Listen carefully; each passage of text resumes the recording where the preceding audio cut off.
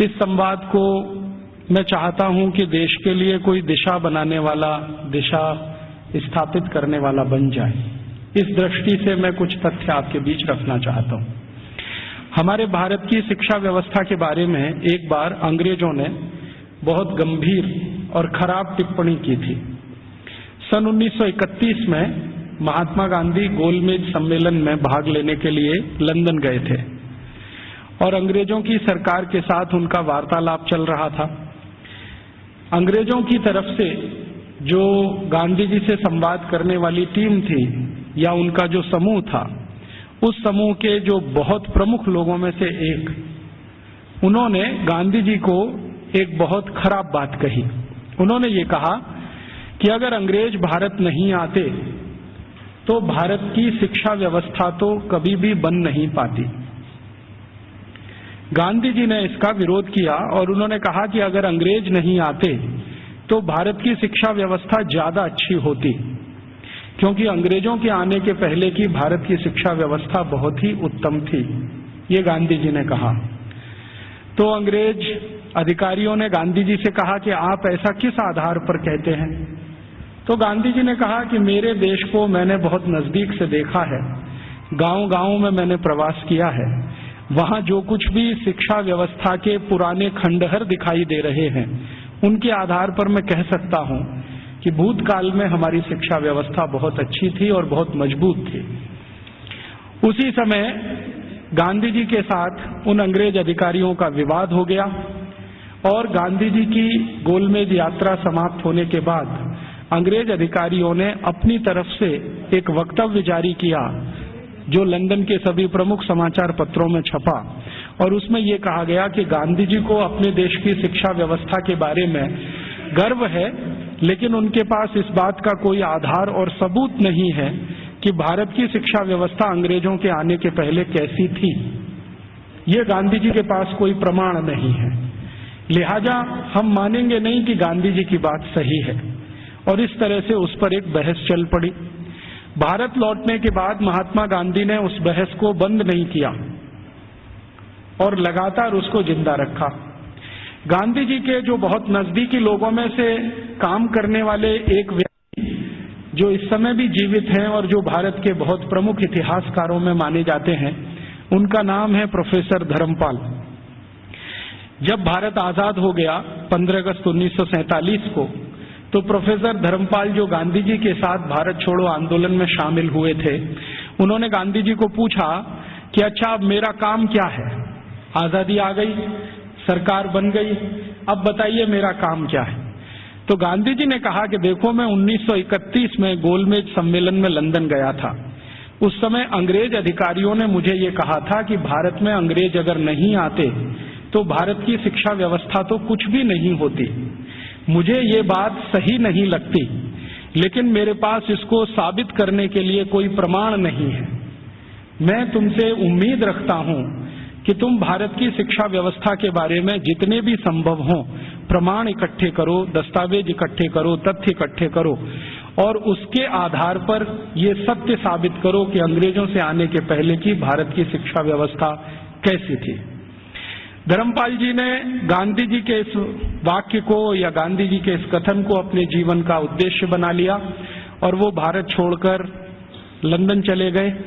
London के बाद दुनिया के कई देशों में घूमते रहे, फ्रांस में रहे, जर्मनी में रहे, यूरोप के देशों में 40 साल उन्होंने अध्ययन और अध्यापन किया।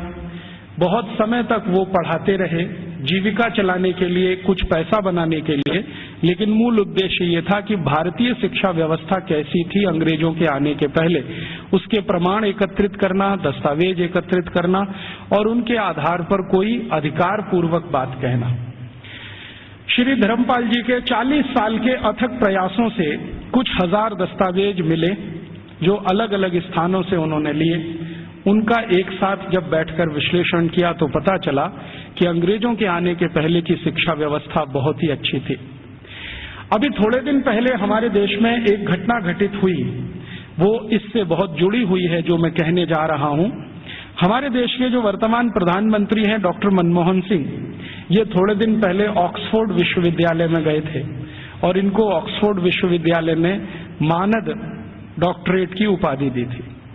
जिस दिन ये समारोह आयोजित हुआ था उस दिन मैंने उसका लाइव टेलीकास्ट देखा था, सीधा प्रसारण। और उस सीधे प्रसारण में लगभग मैं 2-2.5 घंटे बैठा रहा टीवी के सामने, देखता रहा कि क्या क्या हो रहा है। उस कार्यक्रम में 40 मिनट का तो व्याख्यान हुआ डॉक्टर मनमोहन सिंह का, और उसके अलावा कुछ दूसरी औपचारिकताएं हुई। मनमोहन सिंह जी ने जो व्याख्यान दिया इस ऑक्सफोर्ड विश्वविद्यालय के पदवी ग्रहण समारोह में, वो बहुत ही तकलीफ देने वाला था और किसी भी स्वाभिमानी भारतीय नागरिक को नीचा दिखाने वाला था। उन्होंने अपने व्याख्यान की शुरुआत ही यहां से की कि हम अंग्रेजों के बहुत आभारी हैं जो उन्होंने भारत में आकर अपनी सरकार बनाई। हम अंग्रेजों के बहुत आभारी हैं जो उन्होंने भारत में आकर शिक्षा व्यवस्था दी। हम अंग्रेजों के बहुत आभारी हैं जो उन्होंने भारत में आकर न्याय व्यवस्था स्थापित की।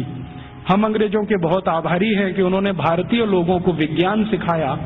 हम अंग्रेजों के बहुत आभारी हैं कि उन्होंने भारतीय नागरिकों को विज्ञान और तकनीकी का अंतर समझाया। हम अंग्रेजों के बहुत आभारी हैं कि उन्होंने अंग्रेजी भाषा हमें बताई। और ऐसा ही वो 40 मिनट बोलते रहे।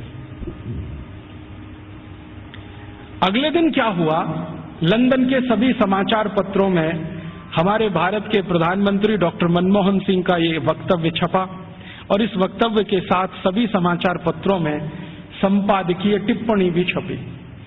और ज्यादातर समाचार पत्रों के संपादकीय में ये लिखा गया कि हमारे देश के एक पूर्व प्रधानमंत्री विंस्टन चर्चिल ने सन 1945 में भारत के बारे में ये कह दिया था कि ये देश आजाद होने लायक देश नहीं है।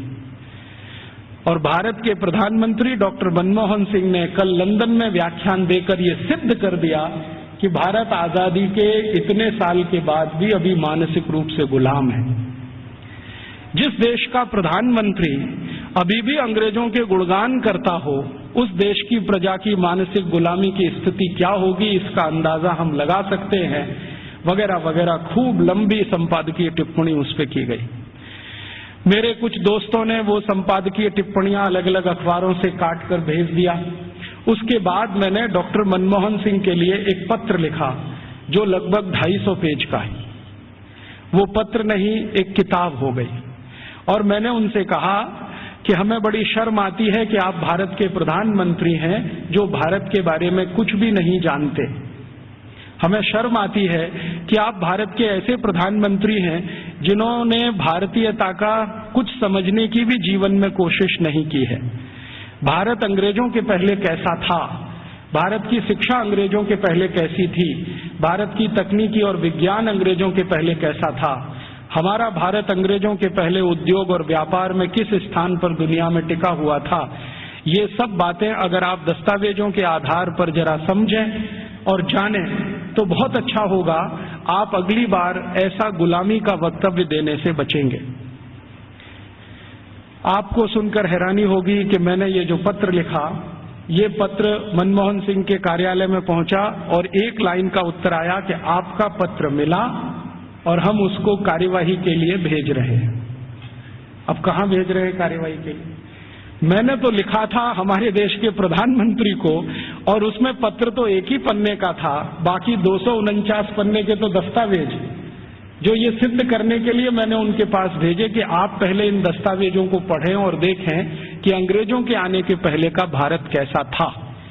शिक्षा व्यवस्था के स्तर पर, तकनीक और विज्ञान के स्तर पर, उद्योग और व्यापार के स्तर पर, हर स्तर पर, चिकित्सा व्यवस्था के स्तर पर, जहां तक भी संभव हो मैंने उसमें जानकारी दी। उसमें से एक हिस्से की छोटी जानकारी मैं आपसे भी शेयर करना चाहता हूं कि भारत की शिक्षा व्यवस्था कैसी थी, और जिस समय हमारी शिक्षा व्यवस्था ऐसी थी उस समय यूरोप की शिक्षा व्यवस्था कैसी थी।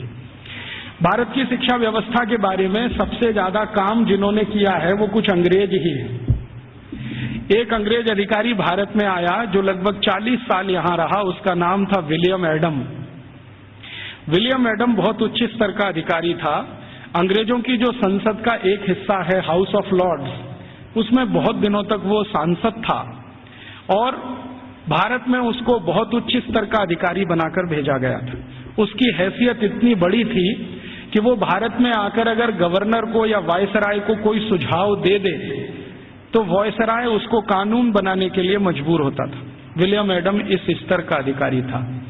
उस विलियम एडम के नीचे काम करने वाले कुछ अधिकारी थे, जिनमें से एक था मैकॉले, टीबी मैकॉले। मैकॉले की तो आपने बार बार चर्चा सुनी है, बार बार नाम भी सुना है, लेकिन विलियम एडम के बारे में शायद आप में से कम लोग जानते होंगे, क्योंकि ये मैकॉले का बॉस था। मैकॉले भारत में शिक्षा व्यवस्था के बारे में जितना भी अभ्यास करता था, वो अपने इमीडिएट बॉस विलियम एडम को भेजता था। तो विलियम एडम ने भारत की शिक्षा व्यवस्था पर एक रिपोर्ट तैयार की, और वो रिपोर्ट लगभग 1700 कुछ पन्ने की है, 1780 पन्ने हैं उस रिपोर्ट में। वो रिपोर्ट संसद में पेश की गई। संसद माने अंग्रेजों की संसद में, हाउस ऑफ कॉमन्स में पेश की गई, और इस रिपोर्ट के आधार पर अंग्रेजों को पता चला कि भारत की शिक्षा व्यवस्था कैसी है। विलियम एडम की रिपोर्ट में से कुछ तथ्य मैं आपको देता हूं, जो इस समय अंग्रेजी संसद के रिकॉर्ड्स पर हैं।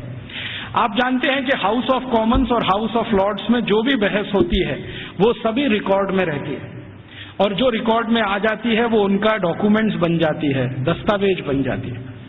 और फिर ब्रिटिश पार्लियामेंट की एक प्रेस है जिसको हंसार्ड कहते हैं, वो जरूरत पड़ने पर समय समय पर ये डॉक्यूमेंट्स को प्रकाशित करती रहती है। तो भारत की शिक्षा व्यवस्था पर विलियम एडम की रिपोर्ट, जिसमें जगह जगह पर मैकॉले की दी गई टिप्पणी, मैं पहले मैकॉले की एक छोटी सी लाइन आपको सुना देता हूं। मैकॉले और विलियम एडम भारत की शिक्षा व्यवस्था के बारे में अंग्रेजों की संसद में जब बात कर रहे हैं तो घंटों घंटों उन्होंने बात की है। एक दिन ये टीबी मैकॉले 2 फरवरी सन 1835 को ब्रिटिश पार्लियामेंट के हाउस ऑफ कॉमन्स में खड़ा होकर भाषण दे रहा है और कह रहा है कि मैंने भारत का उत्तर दक्षिण पूरब पश्चिम पूरा इलाका घूम लिया है। ऐसा कोई क्षेत्र नहीं है जो मैंने भारत का नहीं देखा है, और मैंने भारत का बाहरी क्षेत्र भी देखा है, आंतरिक क्षेत्र भी देखा है। देखने के बाद मैं जो कह रहा हूं आप उस पर विश्वास नहीं करेंगे, लेकिन जो सत्य है वो मैं आपको कहूंगा, उसको मैं अपने अंदर रोक नहीं सकता। सत्य क्या कह रहा है? वो कह रहा है कि संपूर्ण भारत को उत्तर दक्षिण पूरब पश्चिम में घूम लेने के बाद उसने अंग्रेजी का एक मुहावरा इस्तेमाल किया है, I had travelled length and breath. Length and breath माने सब भारत मैंने देख लिया, मैंने पूरा भारत देख लिया। और उसके बाद मैं ये कहता हूं कि भारत देश में आज तक कहीं भी भिखारी देखने को नहीं मिला, कोई बेरोजगार आदमी देखने को नहीं मिला, गांव के किसी कोने में किसी स्थान पर बैठा हुआ कोई ऐसा व्यक्ति न मिला जो किसी पर पराश्रित हो। आज तक मैंने किसी ऐसे व्यक्ति को भारत में नहीं पाया जो अपना जीवन चलाने के लिए दूसरों के आगे हाथ फैलाता हो। और ये ज्यादा पुरानी बात नहीं है, 1835 में वो बोल रहा है। आज से लगभग आप कल्पना करें तो 170 साल पहले बोल रहा है। तो 170 साल पहले इस देश में कोई भिखारी नहीं था। जरा ध्यान से सुनिए इस बात, कोई भिखारी नहीं, कोई बेरोजगार नहीं। फिर वो कहता है टीबी मैकॉले कि मैंने दुनिया के बहुत शहर देखे हैं, पेरिस देखा है, बर्लिन देखा है, हैम्बर्ग देखा है, मॉस्को देखा है, फ्रैंकफर्ट देखा है, शिकागो देखा है, न्यूयॉर्क देखा है, लंदन तो अपना है ही, बार बार देखा है, लेकिन इन सभी शहरों की कुल संपत्ति भारत के एक शहर से भी बहुत कम है। तो उसको पूछा गया प्रश्न कि बताओ वो कौन सा शहर है? तो कहता भारत का एक शहर सूरत, और यूरोप के सारे शहर एक बाजू में, तो भी सूरत इन सभी पे भारी पड़ता है। इतनी संपत्ति, इतना धन मैंने उस शहर में देखा है। और वो कहता है कि इतना धन और संपत्ति जिस समाज के पास हो, उस समाज को गुलाम बनाना एकदम मुश्किल है। वो ये कहता है, मैं ये तो नहीं कहता कि असंभव है, लेकिन मुश्किल बहुत है।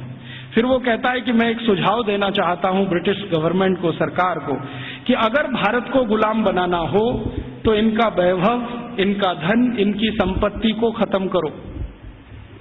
तो फिर ब्रिटिश पार्लियामेंट के सांसद उसको पूछ रहे हैं कि भारत का धन, भारत का वैभव और भारत की संपत्ति को खत्म करने के लिए तुम्हारे पास क्या योजना है? तो कहता है भारत की शिक्षा व्यवस्था को खत्म करो। वो कहता है कि भारत में जितना भी धन है, संपत्ति है, वैभव है, ये भारत की शिक्षा व्यवस्था के कारण है। तो कोई सांसद पूछ लेता है कि अच्छा बताओ भारत की शिक्षा व्यवस्था कैसी है? तो कहता है कि भारत की शिक्षा व्यवस्था में सबसे पहला सत्य ये है कि यहां निरक्षरता नहीं है, माने लिटरेसी कंप्लीट। तो उसको पूछा गया क्या संपूर्ण भारत में एक जैसा है, तो कहता है दक्षिण भारत में लिटरेसी 100% है। दक्षिण भारत का माने कर्नाटक, आंध्र प्रदेश, तमिलनाडु, केरल। तो कहता है दक्षिण में तो 100% है, पश्चिम भारत में 98% है, 98% है, उत्तर भारत में लगभग 82% के आसपास है, मध्य भारत और बचे हुए भारत में लगभग 87% के आसपास है। तो मैं कह सकता हूं कि लगभग भारत साक्षर है। उसी समय एक दूसरा सांसद खड़ा होकर पूछता है कि अच्छा आप ये बता सकते हैं कि इंग्लैंड की स्थिति क्या है। तो उन्होंने कहा ये मैं तो नहीं बता सकता, एजुकेशन मिनिस्टर बैठे हैं वो बताएं। तो एजुकेशन मिनिस्टर खड़े होकर बोलते हैं कि जब भारत की साक्षरता लगभग 100% है, उस समय इंग्लैंड माने 3 राज्यों का समूह, अभी जिसको आजकल ब्रिटेन कहा जाने लगा है, स्कॉटलैंड, आयरलैंड और न्यू साउथ वेल्स मिला के। तो वो कहते हैं कि ये जो 3 राज्यों का समूह है जिसको ब्रिटेन कहा जाता है, इसमें कुल साक्षरता 17% भी नहीं है। 17% भी नहीं है। 17% माने 17। तो फिर पूछ रहे हैं कि भाई कारण क्या है इसका, भारत में इतनी साक्षरता और हमारे यहाँ कुछ भी नहीं। तो वो कह रहा है टीवी मैकॉले के इस समय भारत में 7,32,000 रेवेन्यू विलेजेस हैं, राजस्व वाले गांव। तो नॉन रेवेन्यू वाले, उसने कहा वो मुझे नहीं मालूम। वो कह रहा 7,32,000 राजस्व गांव हैं और ऐसा एक भी राजस्व गांव नहीं है जहां पर स्कूल की व्यवस्था नहीं है। तो फिर उसको प्रश्न पूछा गया कि क्या भारत के लोग इसको स्कूल कहते हैं। तो उनका नहीं, मैंने कहा है स्कूल, भारत के लोग इसको गुरुकुल कहते हैं। उसने गुरुकुल को स्कूल में ट्रांसलेट किया है। बाद में वो कहता है कि शायद मेरे पास कोई शब्द नहीं है जो गुरुकुल के बराबर हो तो मैं स्कूल कहता हूं।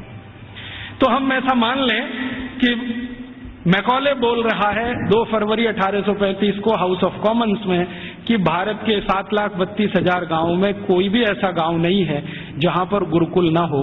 इसका अर्थ क्या है, हर गांव में एक गुरुकुल है। फिर उसको पूछा गया इस गुरुकुल में क्या होता है, तो उन्होंने कहा पढ़ते हैं। तो कितने विद्यार्थी हैं, तो उसने कहा सबसे बड़ा गुरुकुल मैंने देखा है वो 20,000 विद्यार्थियों का है और जो सबसे छोटा गुरुकुल मैंने देखा है वो 200 विद्यार्थियों का है। माने जो गुरुकुलों के बड़े होने का अंदाजा हम लगाना चाहें तो 200 विद्यार्थियों से लेकर 20,000 विद्यार्थियों तक के गुरुकुल इस देश में चलते हैं 1835 के आसपास। फिर वो पूछ रहे हैं कि ये जो 20,000 विद्यार्थियों का गुरुकुल है इसकी व्यवस्था कैसे होती है, ये तो बहुत बड़े विद्यार्थियों का समूह है, कैसे पढ़ाते हैं, व्यवस्था कैसे होता है। तो वो कहता है कि भारत के इन सभी गुरुकुलों में मॉनिटोरियल एजुकेशन होती है। मॉनिटोरियल एजुकेशन का मतलब हम सब समझते हैं कि आचार्य ने किसी विद्यार्थी वर्ग को तैयार किया, मान लीजिए उसमें 50 विद्यार्थी। अब वो 50 विद्यार्थी अपने से नीचे वालों को पढ़ाएंगे और वो 50 विद्यार्थियों ने जिनको पढ़ाया वो उनसे अपने नीचे वालों को पढ़ाएंगे। तो वो कहते हैं कि एक आचार्य अगर है और उसके साथ 50-60 विद्यार्थियों का समूह है जिनको वो नियमित रूप से पढ़ाते हैं तो वो 20,000 विद्यार्थियों का गुरुकुल आराम से संभालते हैं।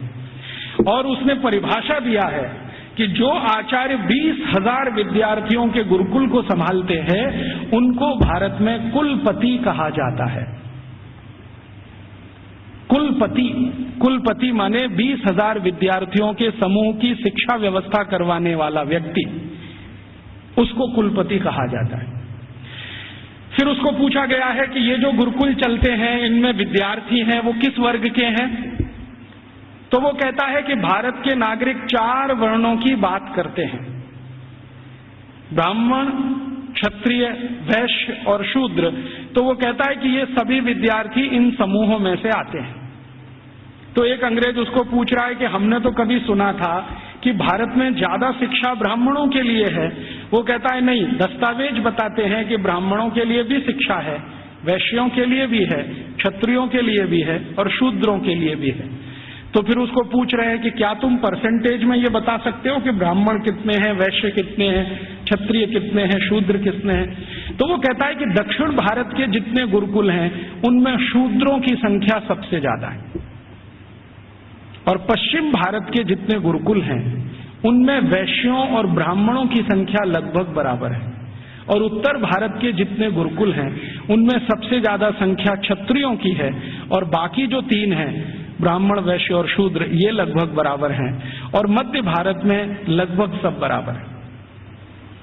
तो कुछ लोग चौंक जाते हैं, वो ये कहते हैं ये कैसे संभव है कि शूद्रों की संख्या दक्षिण भारत के गुरुकुलों में सबसे ज्यादा है?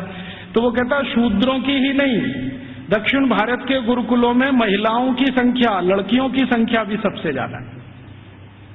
तो वो एक उत्तर दे रहा है प्रश्न का जिसमें वो बोल रहा है कि दक्षिण भारत के गुरुकुलों में लगभग 58% लड़कियां हैं और 42% लड़के हैं। तो फिर उसको पूछा गया ये कैसे संभव हो रहा है भारत में?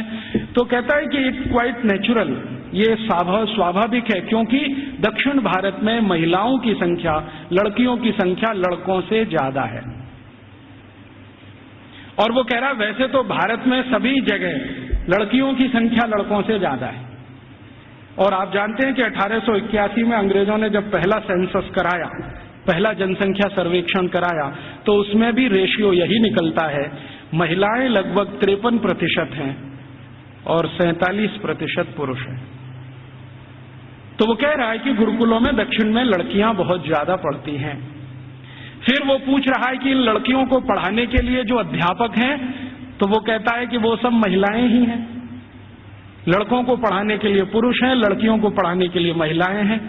तो फिर उससे पूछा जा रहा है कि ये जो अध्यापक पढ़ाते हैं इनके लिए कोई ट्रेनिंग सेंटर है क्या?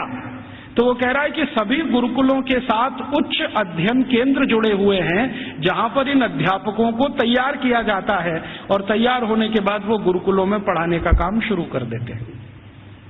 हर गुरुकुल के साथ एक उच्च अध्ययन केंद्र है। फिर उसके साथ पूछा जा रहा है कि अच्छा ये बताओ, भारत के इन स्कूलों में, माफ करो गुरुकुलों में क्या विषय पढ़ाए जाते हैं? तो वो गिना रहा है कि 18 विषय पढ़ाए जाते हैं। 18 विषय पढ़ाए जाते हैं। सबसे ज्यादा किस विषय पर जोर दिया जाता है? तो वो कहता है कि भारत के गुरुकुलों में सबसे ज्यादा गणित पढ़ाया जाता है। तो ये गणित कौन सा पढ़ाया जाता है? तो वो कहता है वैदिक गणित पढ़ाया जाता है। तो फिर अंग्रेज पूछ रहे हैं कि हमारे यहाँ एक कॉमर्शियल मैथमेटिक्स है, तो उनका भारत वाले उसको पढ़ते नहीं है और उसमें उनकी ज्यादा रुचि भी नहीं है, वो वैदिक मैथमेटिक्स में ज्यादा रुचि लेते हैं। फिर दूसरा कौन सा विषय है जो सबसे ज्यादा पढ़ाया जाता है गणित के बाद? तो कहता है दूसरा सबसे बड़ा विषय है खगोल शास्त्र, इसको सब भारतवासी पढ़ते हैं। फिर तीसरा कौन सा विषय है? तो वो कहता है मेटलर्जी, माने धातु विज्ञान। फिर चौथा कौन सा विषय है? तो वो कहता है कि कारीगरी। कारीगरी माने जो विभिन्न तरह की कारीगरियां गांव में रहती हैं। हमारे सभी गांवों में 18 तरह के कारीगर होते हैं। कोई लोहे का काम करने वाला, कोई लकड़ी का काम करने वाला, कोई बांस का काम करने वाला, कोई मिट्टी का काम करने वाला। तो वो कह रहा है कि सभी गुरुकुलों में ये कारीगरी पढ़ाई जाती है। 18 विषय उसमें अलग हैं। फिर वो पूछ रहा है कि इसके आगे के विषय बताओ। तो कहते हैं वो कि एस्ट्रोफिजिक्स पढ़ाते हैं। एस्ट्रोफिजिक्स समझते हैं? मॉडर्न साइंस का विषय है, और भारत में 1835 में सभी गुरुकुलों में ये पढ़ाया जाता है, एस्ट्रोफिजिक्स। फिर और क्या पढ़ाते हैं? तो कहते हैं रसायन शास्त्र पढ़ाते हैं। रसायन शास्त्र के साथ और क्या पढ़ाते हैं? तो कहता है चिकित्सा शास्त्र पढ़ाते हैं। चिकित्सा शास्त्र में क्या विषय है? तो वो कहता है औषधि विज्ञान एक है और शल्य क्रिया दूसरा है, माने सर्जरी है और मेडिसिन है, और ऐसे ऐसे करके वो 18 विषय को गिनाता है। तो फिर वो पूछते हैं कि कैसे संभव है कि भारत के विद्यार्थी ये 18 विषय पढ़ लेते हैं? तो वो बताता है कि भारत के विद्यार्थियों को गुरुकुल में जब प्रवेश मिलता है तो वो सामान्य रूप से 5 वर्ष के होते हैं, और जब वो गुरुकुल से पढ़कर निकलते हैं तो उनकी उम्र 21 और 22 वर्ष की होती है। लगभग उनको इतना समय मिलता है 15 साल का, जितने में वो सब पढ़ लेते हैं। तो फिर उनको पूछा गया कि ये विषय कैसे पढ़ाए जाते हैं, रोज पढ़ाए जाते हैं? तो उसने कहा नहीं नहीं, रोज नहीं पढ़ाए जाते, एक एक करके पढ़ाए जाते हैं। एक एक करके पढ़ाए जाते हैं माने एक विषय लिया और उसको पूरे 1 साल पढ़ाया या 8 महीने पढ़ाया या 9 महीने पढ़ाया। जब वो पूरा हो गया तब उसको छोड़ा, फिर दूसरा विषय लिया, फिर तीसरा विषय लिया। ऐसे करके 15-16 साल में सब विषय पढ़ाए जाते हैं।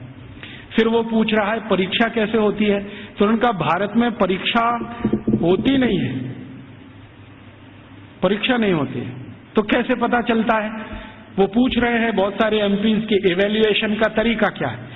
तो उन्होंने कहा कि यहाँ के जो आचार्य और शिक्षक होते हैं वो विद्यार्थियों को जब एक विषय पूरा पढ़ा देते हैं तो उसी के आधार पर उनके कौशल को जानने के लिए, हुनर को परखने के लिए कुछ काम उनको दे दिए जाते हैं। वो काम कितनी कुशलता से करते हैं इसके आधार पर तय होता है।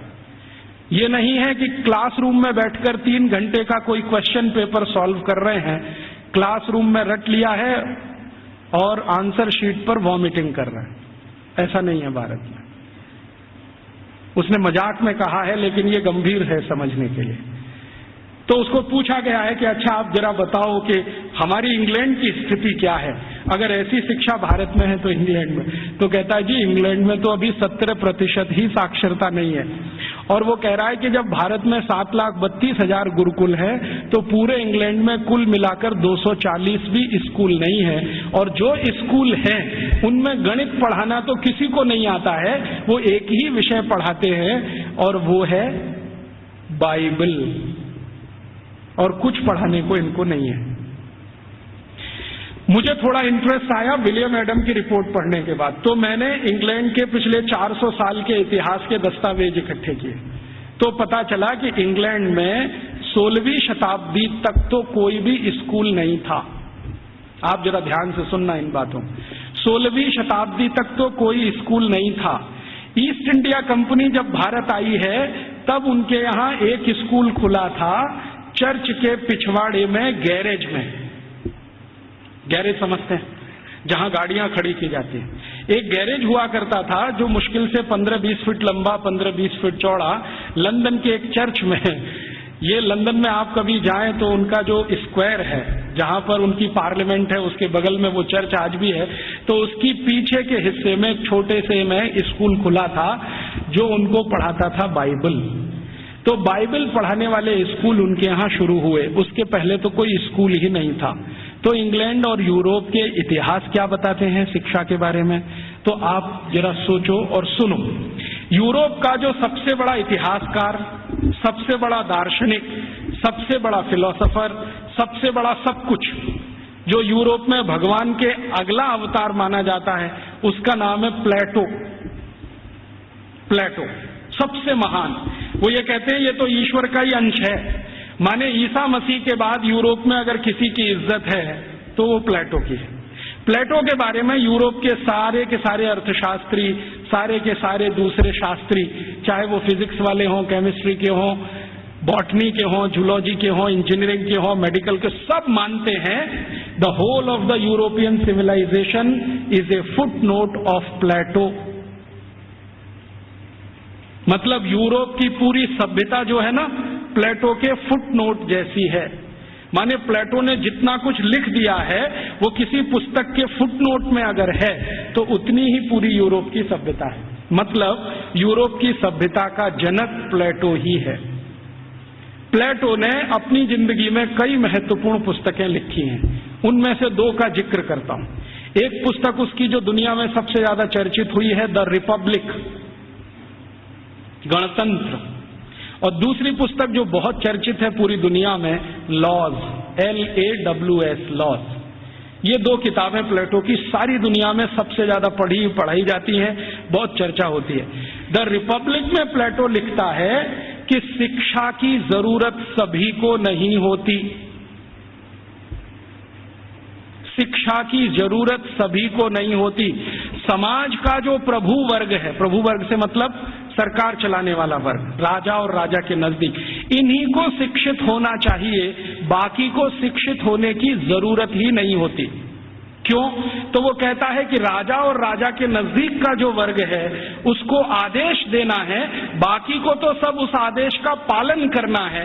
तो जो आदेश के पालन करता है उनको शिक्षित होने की क्या जरूरत है? शिक्षा की जरूरत तो सिर्फ राजा को है और राजा के नजदीकी लोगों को है। ये जो प्लेटो ने कहा, प्लेटो के बाद जो दूसरा उसका ग्रेट ग्रेट ग्रेट फिलोसोफर या उसका ग्रेट ग्रेट स्टूडेंट अरिस्टोटल कहता है कि मेरा जो गुरु बोल गया है उसी पर मैं सहमत हूं। शिक्षा की जरूरत सभी को नहीं होती। समाज का जो प्रभु वर्ग है, माने जो संचालन करता है राज्य का, उसके राजा, मंत्रियों के नजदीकी अधिकारी, बस इनको पढ़ाई होनी चाहिए, बाकी किसी को नहीं। अरिस्टोटल के बाद जितने भी फिलोसोफर आए हैं और लेटेस्ट रूसो, देकार्ते, लेविनिज, ये सब अपनी अपनी किताबों में लिख रहे हैं शिक्षा की जरूरत किसी को नहीं होती। अगर जरूरत है तो थोड़ा राजा को है। माने यूरोप में प्लेटो के समय से चली हुई विचारधारा आज 18वीं शताब्दी के सभी दार्शनिकों तक सतत चली आई है। शिक्षा सबके लिए नहीं है, सिर्फ राजा के लिए और प्रजा के लिए। प्रजा को जरूरत नहीं है शिक्षा की, राजा के नजदीकी लोगों को जरूरत है। तो फिर ये शिक्षा कैसे पूर्ति की जाए? तो प्लेटो लिखता है रिपब्लिक पुस्तक में ही कि राजा को अगर अपने बच्चों को शिक्षा दिलवानी है या खुद को शिक्षा लेनी है या उसके मंत्रियों को शिक्षा दिलवानी है तो इसके लिए स्कूल नहीं चाहिए। कोई शिक्षक को पकड़ लाइए, राजा को महल में आके पढ़ा देगा। कोई शिक्षक को पकड़ लाइए, राजा के बच्चों को उसके घर में पढ़ा देगा। कोई शिक्षक को पकड़ लाइए, मंत्रियों को वहां पढ़ा देगा। स्कूल की क्या जरूरत है? तो फिर प्लेटो को कई बार पूछे जाने वाले प्रश्नों में से एक है कि स्कूल क्यों नहीं चाहिए? तो कहता है ये फालतू का खर्चा है। वो ये कहता है स्कूल बनाने से अच्छा है एक बनाओ ऐसा स्थान जहां पर मनोरंजन हो सके। स्कूल की क्या जरूरत है? घर में आके कोई पढ़ा देगा, क्या जरूरत है स्कूल की? तो इसलिए इंग्लैंड में, इंग्लैंड के पड़ोसी फ्रांस में, जर्मनी में, स्वीडन में, स्विट्जरलैंड में 16वीं 17वीं शताब्दी तक एक भी स्कूल नहीं खोला गया। बाद में क्या हुआ, क्रिश्चियनिटी का असर जैसे जैसे बढ़ा यूरोप में। आप जानते हैं कि क्रिश्चियनिटी यूरोप में 2000 साल पहले ही आई है। उसके पहले यूरोप क्रिश्चियन नहीं था। यूरोप की छोटी छोटी जातियां, जनजातियां होती थीं जो 1000 से ज्यादा हैं, समूह हैं छोटे छोटे, वो अपना अपना धर्म और संस्कृति माना करते थे। उनके यहाँ ईसाइयत क्या होती है मालूम नहीं। 2000 साल से ईसाइयत आई है। तो जब ईसाइयत का बहुत प्रचार हुआ और समाज और ईसाइयत के बीच में संघर्ष हुआ, तब उन्होंने बाइबल स्कूल शुरू किए और वो बाइबल स्कूल पूरे इंग्लैंड में फैले, फ्रांस में, जर्मनी में फैले। तो वो कह रहा है टीवी में कॉले कि हमारे यहाँ तो कुछ स्कूल चलते हैं, वहां सिर्फ बाइबल पढ़ाई जाती है और कुछ नहीं पढ़ाया जाता। और बाइबल भी पढ़ाई जाती है तो संडे को पढ़ाई जाती है, बस मंडे से सैटरडे छुट्टी रहती है। और उन स्कूलों को इंग्लैंड के दस्तावेजों में संडे स्कूल्स कहा जाता है। और ये स्कूल शुरू हुए हैं और आज तक चल रहे हैं। आप यूरोप में कहीं भी जाइए, संडे स्कूल्स आपको मिलेंगे जहां पर आप बाइबल पढ़ सकते हैं। बाइबल में न्यू टेस्टामेंट पढ़ाते हैं, ओल्ड टेस्टामेंट पढ़ाते हैं, दो ही चीजें पढ़ाते हैं, इसके अलावा कुछ नहीं। गणित क्या होता है, फिजिक्स क्या होती है, केमिस्ट्री क्या होती है, मेटलर्जी क्या होती है, सर्जरी क्या होती है, मेडिसिन साइंस, ये कुछ उनको 18वीं शताब्दी तक मालूम नहीं है। ऐसा गरीब देश है इंग्लैंड और उनकी ऐसी शिक्षा व्यवस्था है। जो उनका पहला स्कूल खुला है जिसमें मुश्किल से 250 स्क्वायर फीट की जगह है, उसमें उन्होंने पहली ही बार में 250 विद्यार्थी ले लिए। अब 250 स्क्वायर फीट में 250 विद्यार्थी कैसे बैठते होंगे? कल्पना कर लो आप, कितना स्पेस होगा उनके पास। एक शब्द इस्तेमाल होता है अंग्रेजों के यहां, ब्रीदिंग स्पेस। ब्रीदिंग स्पेस भी नहीं है। वो कह रहा है मैकॉले कि हमारे तो बाइबल स्कूलों में ब्रीदिंग स्पेस भी नहीं है, माने हर विद्यार्थी को घिच-पिच में बैठना पड़ता है, जगह नहीं है उनके पास। लेकिन भारत के एक एक गुरुकुल तो 5-5 हेक्टेयर में बने हुए हैं। 1 हेक्टेयर में लगभग 5 एकड़ होते हैं, 25 एकड़ में गुरुकुल बने हुए हैं। और वो कह रहा है कि भारत के बहुत सारे गुरुकुल रेजिडेंशियल हैं, जहां पर विद्यार्थियों को रहने और खाने की व्यवस्था है, और कुछ गुरुकुल ऐसे हैं जो डे स्कूल की तरह से चलते हैं। विद्यार्थी सुबह आते हैं, शाम को पढ़ के अपने घर वापस जाते हैं। फिर उसको पूछा जाता है कि भारत के विद्यार्थियों को ये सारी की सारी जो शिक्षा दी जाती है, इसका कोई वर्गीकरण है, क्लासिफिकेशन है? तो वो बहुत सुंदर उत्तर दे रहा है, जो हमें इस पे रिसर्च आज जरूरी है करना। वो ये कह रहा है कि भारत के विद्यार्थियों को दो चीजें पढ़ाई जा रही हैं, एक तो शिक्षा है, दूसरी विद्या है। अब वो कहता है कि मुझे समझ में नहीं आता शिक्षा कौन सी है, विद्या कौन सी है, लेकिन मैं जितने भी गुरुकुलों में गया हूं, पूछता हूं क्या पढ़ते हो, तो कुछ विद्यार्थी कहते हैं हम शिक्षा ले रहे हैं, कुछ कहते हैं हम विद्या ले रहे हैं। ये विद्या क्या है, शिक्षा क्या है, मुझे समझ में नहीं आता, लेकिन ये हर गुरुकुल में मुझे सुनाई देता है। अब हमको समझना चाहिए कि शिक्षा और विद्या ये दो अलग चीजें होती हैं। आज के समय में हमने इन दोनों का खिचड़ी बना दिया है, और ऐसा खिचड़ी बना दिया है कि उसमें से चावल और मूंग की दाल को बीन पाना ही बड़ा मुश्किल हो गया है। नाम सब है विद्यालय और काम कर रहे हैं शिक्षालय का, है कि नहीं? कोई भी विद्यालय ले लो, 1 2 3 नाम विद्यालय, विद्यालय महाविद्यालय, ये विद्यालय, काम सब शिक्षालय का कर रहे हैं, नाम विद्यालय रखा हुआ है। ऐसा घालमेल कर दिया। शायद ये मैकॉले का असर है, क्योंकि मैकॉले को शिक्षा और विद्या में अंतर नहीं मालूम था, हमें भी नहीं मालूम है। हम जानते नहीं है कि विद्या क्या होती है और शिक्षा क्या होती है। विद्या जो है ना, अपनी जिंदगी को अध्यात्म के रास्ते पर ले जाने वाली, अपने जीवन को ऊंचा उठाने वाली, आत्मा का परमात्मा से मेल कराने वाली, मनुष्य शरीर छूटने के बाद हमारी आत्मा परमात्मा से मिल जाए, इन सब बातों को सिखाने वाली, धर्म क्या है, अधर्म क्या है, न्याय क्या है, अन्याय क्या है, श्रेय क्या है, अश्रेय क्या है, छोड़ने वाला क्या है, ग्रहण करने लायक क्या है, ये सब ज्ञान देने वाली या विवेक देने वाली ये तो है विद्याएं। और बाकी हमने मैथमेटिक्स पढ़ लिया, हमने केमिस्ट्री पढ़ ली, हमने ये फिजिक्स पढ़ लिया, हमने ये कॉमर्स सीख लिया, हमने वो, ये है सब शिक्षा। तो कह रहा है कि भारत के सभी गुरुकुलों में विद्या है और शिक्षा है, लेकिन वो उसको इतना समझ में आ गया है कि ये जो विद्या है वो शिक्षा से ऊंची है। इसलिए भारत में गुरुकुल में जाने वाला सभी अपने को विद्यार्थी कहता है, शिक्षार्थी कोई नहीं कहता अपने को, क्योंकि मूल जो वो सीखने आया है वो कुछ और सीखने आया है।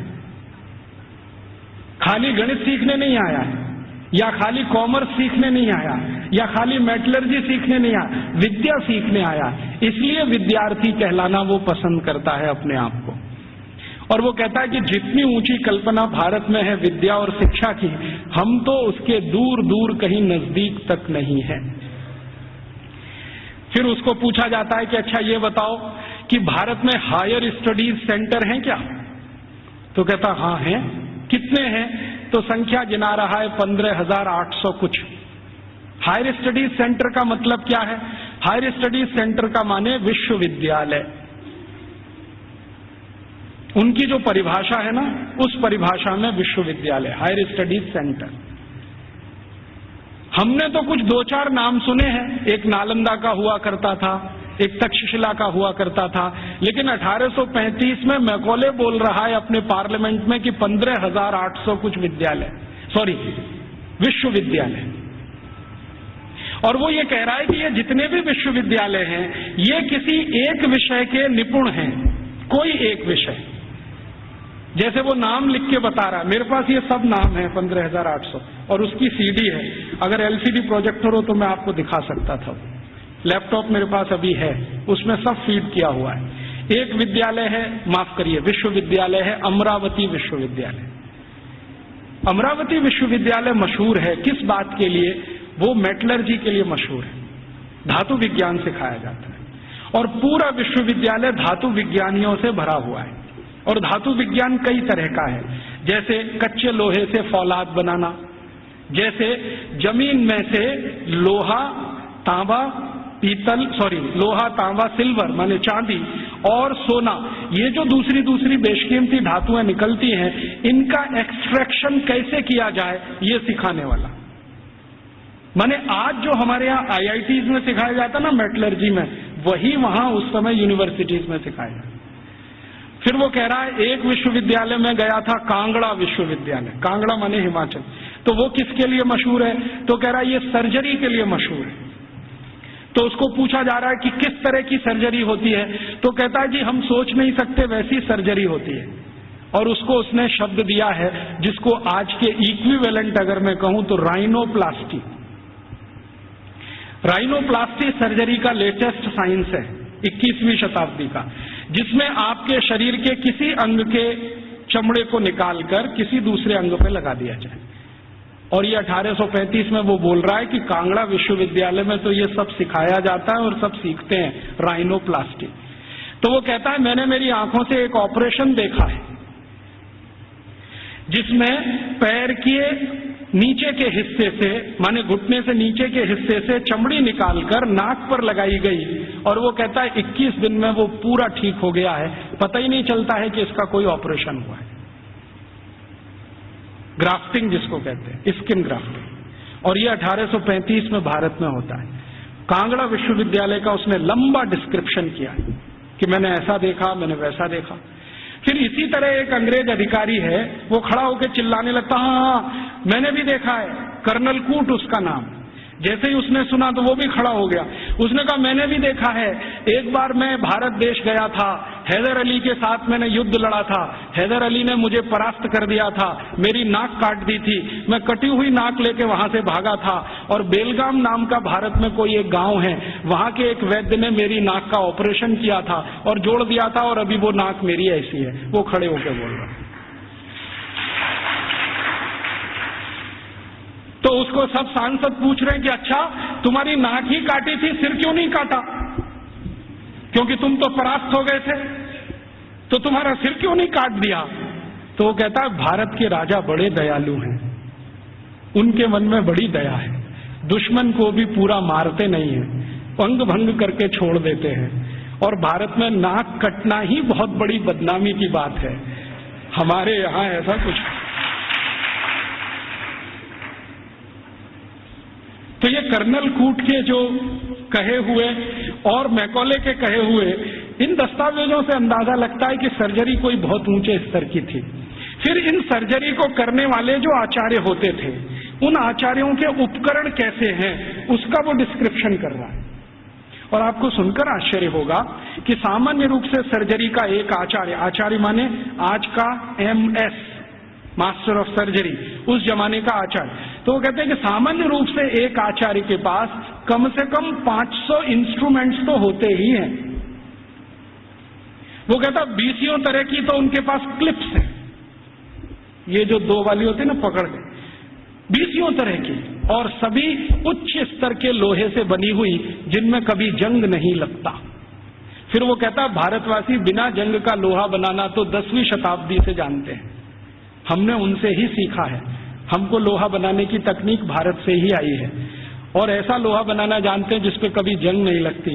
वो आज भी कभी देखना हो तो चले जाइए, मेहरौली का खंबा खड़ा हुआ है। वो कहता इनको ऐसा लोहा बनाना आता है तो इंस्ट्रूमेंट अच्छे अच्छे बना लेते हैं। और वो एक मजे की बात कह रहा है कि जिस समय इंग्लैंड में हम चिकित्सा कराते हैं अपनी कोई बीमारी की, तो उस समय 1835 में इंग्लैंड में चिकित्सा क्या होती है जरा सुनिए, और यहाँ कोई एलोपैथी डॉक्टर हैं तो वो जरा ध्यान से सुने। 1835 में इंग्लैंड में चिकित्सा व्यवस्था होती है तो क्या है, एक ही चिकित्सा है उनके पास, हिप्पोक्रेटिस मेडिसिनल सिस्टम। एक हिप्पोक्रेटिस नाम का कोई आदमी हुआ इंग्लैंड में, ईसा से करीब 250 साल पहले, सॉरी ग्रीस में हुआ, इंग्लैंड में नहीं, ग्रीस में हुआ। तो उसने कुछ सिद्धांत दिए हैं, वही सिद्धांत एलोपैथी का मूल आधार है, सारे के सारे सिद्धांत। तो हिप्पोक्रेटिस क्या कहता है, वो कहता है शरीर में कोई भी बीमारी घुस गई तो उसका एक ही कारण है कि रक्त आपका दूषित हो गया है। कोई भी बीमारी हो, सर्दी हो गई, जुकाम हो गया, बुखार आ गया, खांसी हो गई, आपको डायरिया हो गया, डिसेंट्री हो गई, लंग इन्फेक्शन, कुछ भी हो गया, तो हिप्पोक्रेटिस एक ही बात में डायग्नोसिस देता है कि आपका रक्त दूषित है। अब इस दूषित रक्त को निकालो शरीर में, यही चिकित्सा। तो वो कहता है कि भारतवासी चिकित्सा कैसी करते हैं और हमारे डॉक्टर कैसी करते हैं। वो कहता है कि जब मुझे बुखार आता है और मैं किसी डॉक्टर के पास जाता हूं तो वो मेरी हाथ की नस काट देता है और उसमें से खून निकलने लगता है, और वो कहता है ये खून जब तक निकलेगा नहीं तब तक बुखार तुम्हारा खत्म होगा नहीं। कभी कभी मुझे डर लगता है कि खून के साथ जान ना निकल जाए मेरी। और वो ये कहता है कि भारत में जो चिकित्सा व्यवस्था है इतनी अद्भुत है कि कुछ बुखार आ जाए, कितने से भी कितना बुखार आ जाए, वो कुछ चूरन खिला देते हैं और अगले दिन बुखार ठीक हो जाता है। अच्छा, ये जो कहानी उसने कही है, ये कहानी जॉर्ज वॉशिंगटन ने भी कही है। आप जानते हैं जॉर्ज वॉशिंगटन अमेरिका के राष्ट्रपति, और बल्कि पहले राष्ट्रपति, सबसे पहले राष्ट्रपति, अमेरिका की आजादी के बाद सबसे पहले राष्ट्रपति जॉर्ज वॉशिंगटन। आपको मालूम है उनकी मृत्यु कैसे हुई? उनको आया बुखार।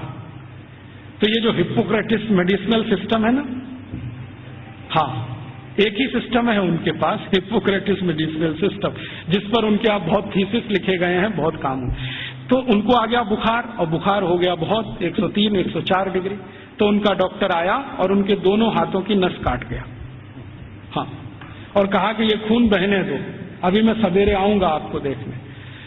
तो दोनों हाथों की नस कटी और रात भर में इतना खून बह गया कि सवेरे जॉर्ज वॉशिंगटन मरे हुए मिले। ये है मॉडर्न एलोपैथिक सिस्टम। और मैकॉले कह रहा है कि जिस समय हम तो सिर्फ नस काट के खून निकाल के इलाज करते हैं, भारत के लोग पता नहीं क्या क्या जड़ी बूटियों से चूरन बनाते रहते हैं, पाउडर बनाते रहते हैं। और वो कहता है कि इनके कॉम्बिनेशन इतने परफेक्ट हैं कि 1-2 बार ही खाना पड़ता है, उसके बाद खाना ही नहीं पड़ता। फिर उसको पूछा गया, क्या तुमने कोई लिस्ट बनाई है ये जो चूरन में कॉम्बिनेशन है इसके? तो वो कहता है हाँ, मैं एक लिस्ट बना रहा हूं, उसमें कुछ मेडिसिनल हर्ब्स हैं, कुछ रूट्स हैं, कुछ प्लांट्स हैं। तो वो पूछ रहे हैं कितनी संख्या हो गई है? तो उसने कहा 16,000 तो हो गई है, पता नहीं आगे कितनी जाएगी। उस जमाने में तो कुछ लोग आश्चर्य से पूछ रहे हैं कि ये जो शिक्षा है, वहां चिकित्सा भी दे रहे हैं, सर्जरी भी दे रहे हैं, मेटलर्जी भी दे रहे हैं, वगैरह वगैरह, क्यों दे रहे हैं? तो वो कहते हैं, भारत के सभी आचार्य कहते हैं कि जीवन एकांगी नहीं है। अभी ये देखिए, फिलॉसफी की बात, जीवन एकांगी नहीं है, और चूंकि एकांगी नहीं है तो इसमें सब तरह के ज्ञान की जरूरत होती है। तो हर विद्यार्थी को सभी तरह का ज्ञान होना चाहिए, विशेषज्ञता उसको किसी एक में होनी चाहिए, ज्ञान उसको सब तरह का होना चाहिए। तो कहता है कि जो प्राइमरी लेवल की ज्ञान है वो सबको दी जाती है, मेडिसिन की, सर्जरी की, मेटलर्जी की, मैथमेटिक्स की। जब वो विद्यार्थियों की रुचि उत्पन्न हो जाती है तो किसी एक विषय में उनको विशेषज्ञ बना दिया जाता है, और फिर वो विद्यार्थी समाज में चला जाता है, उसकी शिक्षा पूरी हो जाती है, विद्या पूरी हो जाती है, फिर वो समाज को अपनी सेवाएं देता है। और वो एक बहुत महत्व की बात कह रहा है कि भारत के विद्यार्थी इन सब गुरुकुलों से जब पढ़कर निकलते हैं तो उनको संकल्प कराया जाता है, संकल्प कराया जाता है। और संकल्प क्या कराया जाता है? तो उनको ये कहा जाता है कि देखो, ये जो ब्रह्मांड जगत है, वो उसको अंग्रेजी में एक्सप्लेन कर रहा है, ठीक से नहीं कर पाया, कहीं गलती है वो मैंने ठीक कर दिया है, क्योंकि बहुत सारी चीजें उनके समझ की बाहर है जो हमारी समझ के लिए सामान्य है। क्योंकि हर सभ्यता में कुछ बातें विशेष होती हैं जो दूसरी सभ्यता में नहीं मिलती हैं, तो बाहर वाला आकर उसको जिस चश्मे से देखेगा, हमारा चश्मा उससे बिल्कुल अलग होगा। तो वो कह रहा है कि भारत में ऐसा बोलते हैं, मानते हैं कि ये जो ब्रह्मांड जगत है इसमें मनुष्य ही नहीं है, मनुष्येतर बहुत सारे प्राणी हैं, पक्षी हैं, जीव हैं, जंतु हैं, और सब भारतवासी मानते हैं कि सब में आत्मा है, सब में आत्मा है। और प्लेटो क्या कहता है? प्लेटो करे जरा इसका सोचो, वो रिपब्लिक में लिख रहा है और लॉज में उसको रिपीट किया है। वो ये कहता है आत्मा सिर्फ राजा में होती है, प्रजा में आत्मा ही नहीं होती। प्लेटो का है, ये मेरा नहीं। वो कहता है आत्मा सिर्फ राजा में है, प्रजा में आत्मा है ही नहीं, इसलिए कानून सब प्रजा के लिए है, आदेश देने का अधिकार राजा को है। और प्लेटो तो कहता है कि राजा के मुंह से जो निकल गया वही कानून, प्रजा को उसी का पालन करना है। अच्छा, फिर प्लेटो ने स्ट्रेटिफिकेशन किया है कि राजा तो एक वर्ग है, उसके नीचे के वर्ग के उसने वर्गीकरण किया है कि प्रजा में पहला कौन? तो कहता है कि ये जो उद्योगपति हैं, व्यापारी हैं, धंधा करने वाले, ये पहले स्तर के। दूसरे स्तर पर कौन?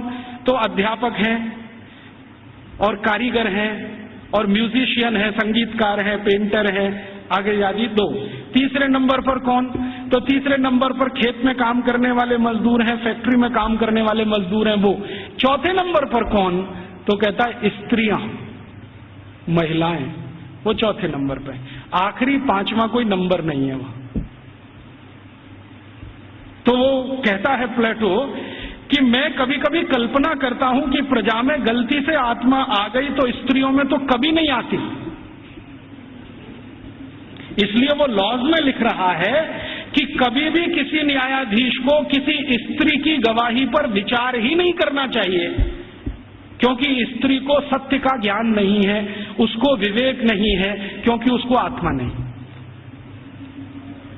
तो आप जानते हैं ये जो मॉडर्न जस्टिस माने जुडिशियल सिस्टम निकला, जिसमें से आईपीसी, सीआरपीसी और सीपीसी आया और हमने बिना सोचे समझे उसको अपने देश में अपनाया, इस जुडिशियल सिस्टम में 1950 तक किसी महिला की गवाही को माना ही नहीं जाता था।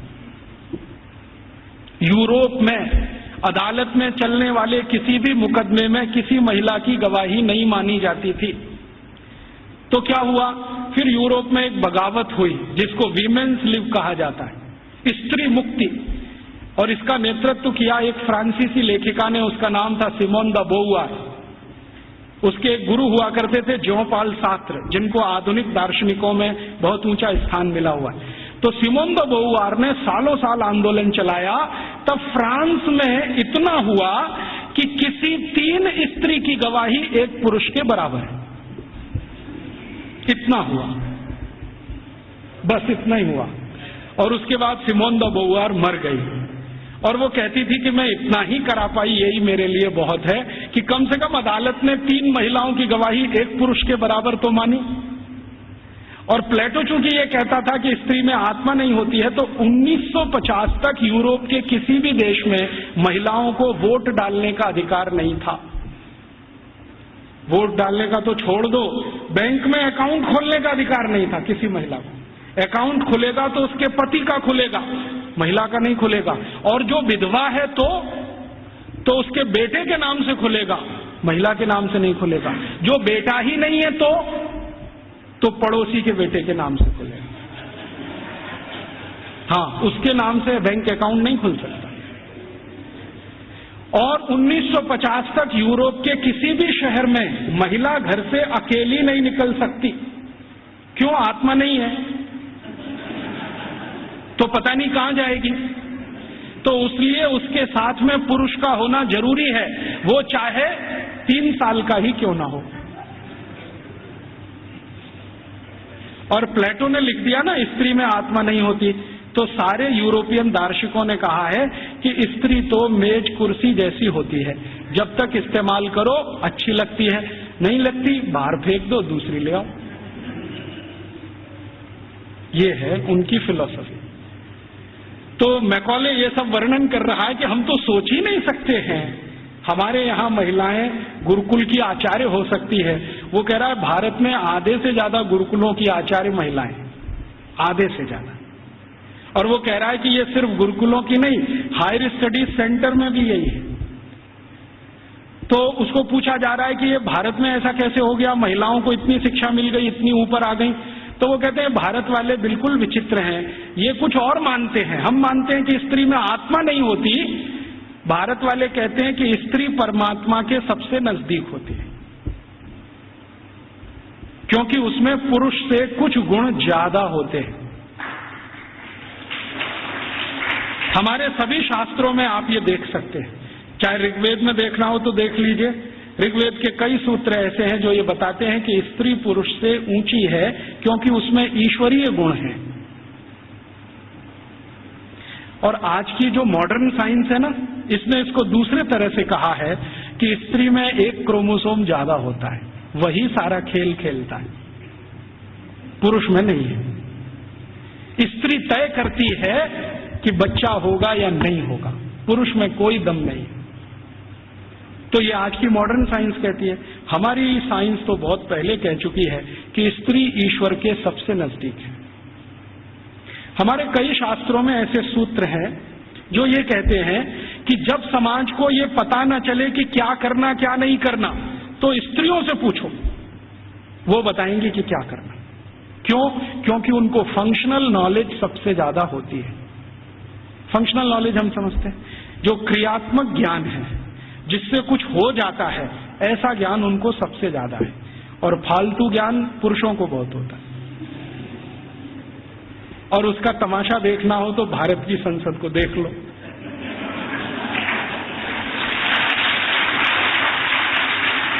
देखा आपने संसद में जो पुरुष सांसद हैं वो मां बहन की गालियां देते हैं और स्त्री सांसदों को चुपचाप निकल जाना पड़ता है। भारत में पता है क्या मान्यता है?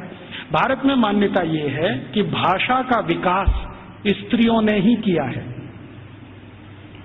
भाषा का विकास स्त्रियों ने ही किया है, पुरुष की ताकत नहीं है भाषा का विकास करने। क्यों? क्योंकि भारतीय भाषाओं में, भारतीय भाषाएं पता है, संस्कृत, तमिल, तेलुगु, कन्नड़, मलयालम, बंगाली माने बंगला, आसामी, उड़िया, ये सब भारतीय भाषा है। और हिंदी उर्दू मिलने से पहले, अभी तो हिंदी नहीं रही है, उसमें बहुत कुछ उर्दू घुस गई है, फारसी पता नहीं क्या क्या घुस गया। तो हिंदी उर्दू मिलने से पहले और बाकी सब भारतीय भाषाएं, आपको मालूम है इनमें गालियां नहीं है, एक भी गाली नहीं है। और गाली नहीं है तो ये सिद्ध करता है कि ये भाषा स्त्रियों ने ही रची है। हाँ,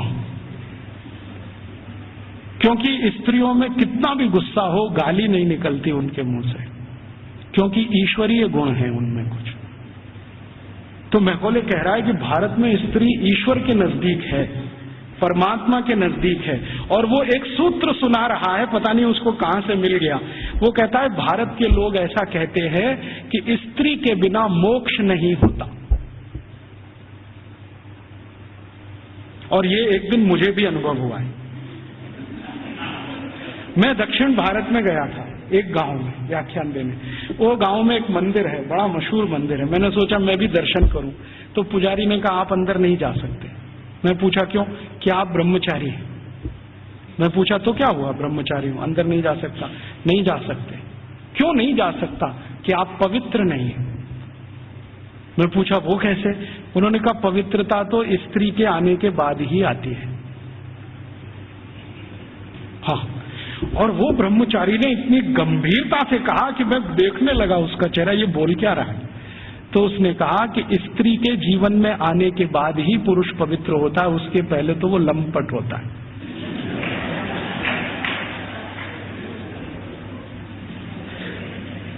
तो मंदिर में मुझे घुसने नहीं दिया उसने। और वो कहता आप तो क्या, हजारों साल से यहां कोई भी व्यक्ति बिना पत्नी के मंदिर में गया नहीं है। तो मैंने कहा ठीक है, फिर कभी हो तो सोचूंगा। तो मैं वापस चला आया। ये बात को मैकॉले बोल रहा है वहां कि भारतवासी बोलते हैं कि मोक्ष स्त्री के साथ ही होता है। और हमारे सभी ऋषि मुनि गृहस्थ थे, सदगृहस्थ थे, ब्रह्मचारी नहीं थे। मैंने जितने ऋषि मुनियों को आज तक पढ़ा है, सबको तो नहीं पढ़ा, लेकिन जितने को पढ़ा है सब गृहस्थ थे। इसलिए गृहस्थ आश्रम कोई ऊंची चीज है हमारे यहाँ। तो ये वो बोलता है कि जब ऊंची चीज आपके पास है तो उससे और ऊंची प्राप्त करने की ताकत है। जो ऊंची नहीं है तो ज्यादा ऊंची तो मिलेगी नहीं। तो भारत में तो स्त्री का ये हैसियत है कि वो अगर नहीं है तो परिवार नहीं है, समाज नहीं है, संस्कार नहीं है, भाषा नहीं है, ज्ञान नहीं है। इसलिए भारत में स्त्रियां तो बहुत ऊंची हैं। फिर वो कहता है कि हमारे यहाँ इंग्लैंड में तो गांव गांव में स्त्रियों को मारते पीटते हैं, जला भी दे देते हैं। आपको मालूम है यूरोप में 2500 साल एक परंपरा चली है, विच हंटिंग।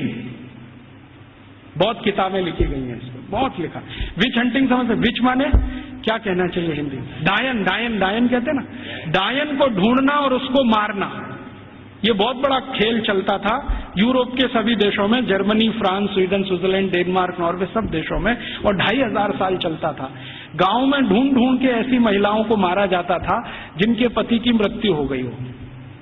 तो मान लिया जाता था ये तो विच हो गई है और इसको हंट करना है, माने मार देना है।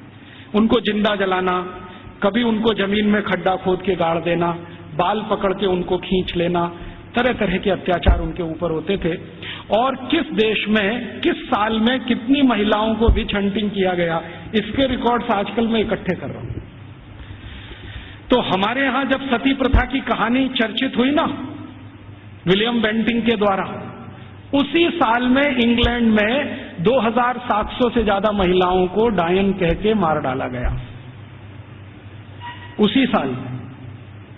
अब हुआ क्या कहानी में कि विलियम बेंटिंक ने अपने देश में जो 2500 से ज्यादा महिलाओं को डायन मरवाया कह के, उसकी चर्चा तो की नहीं आज तक।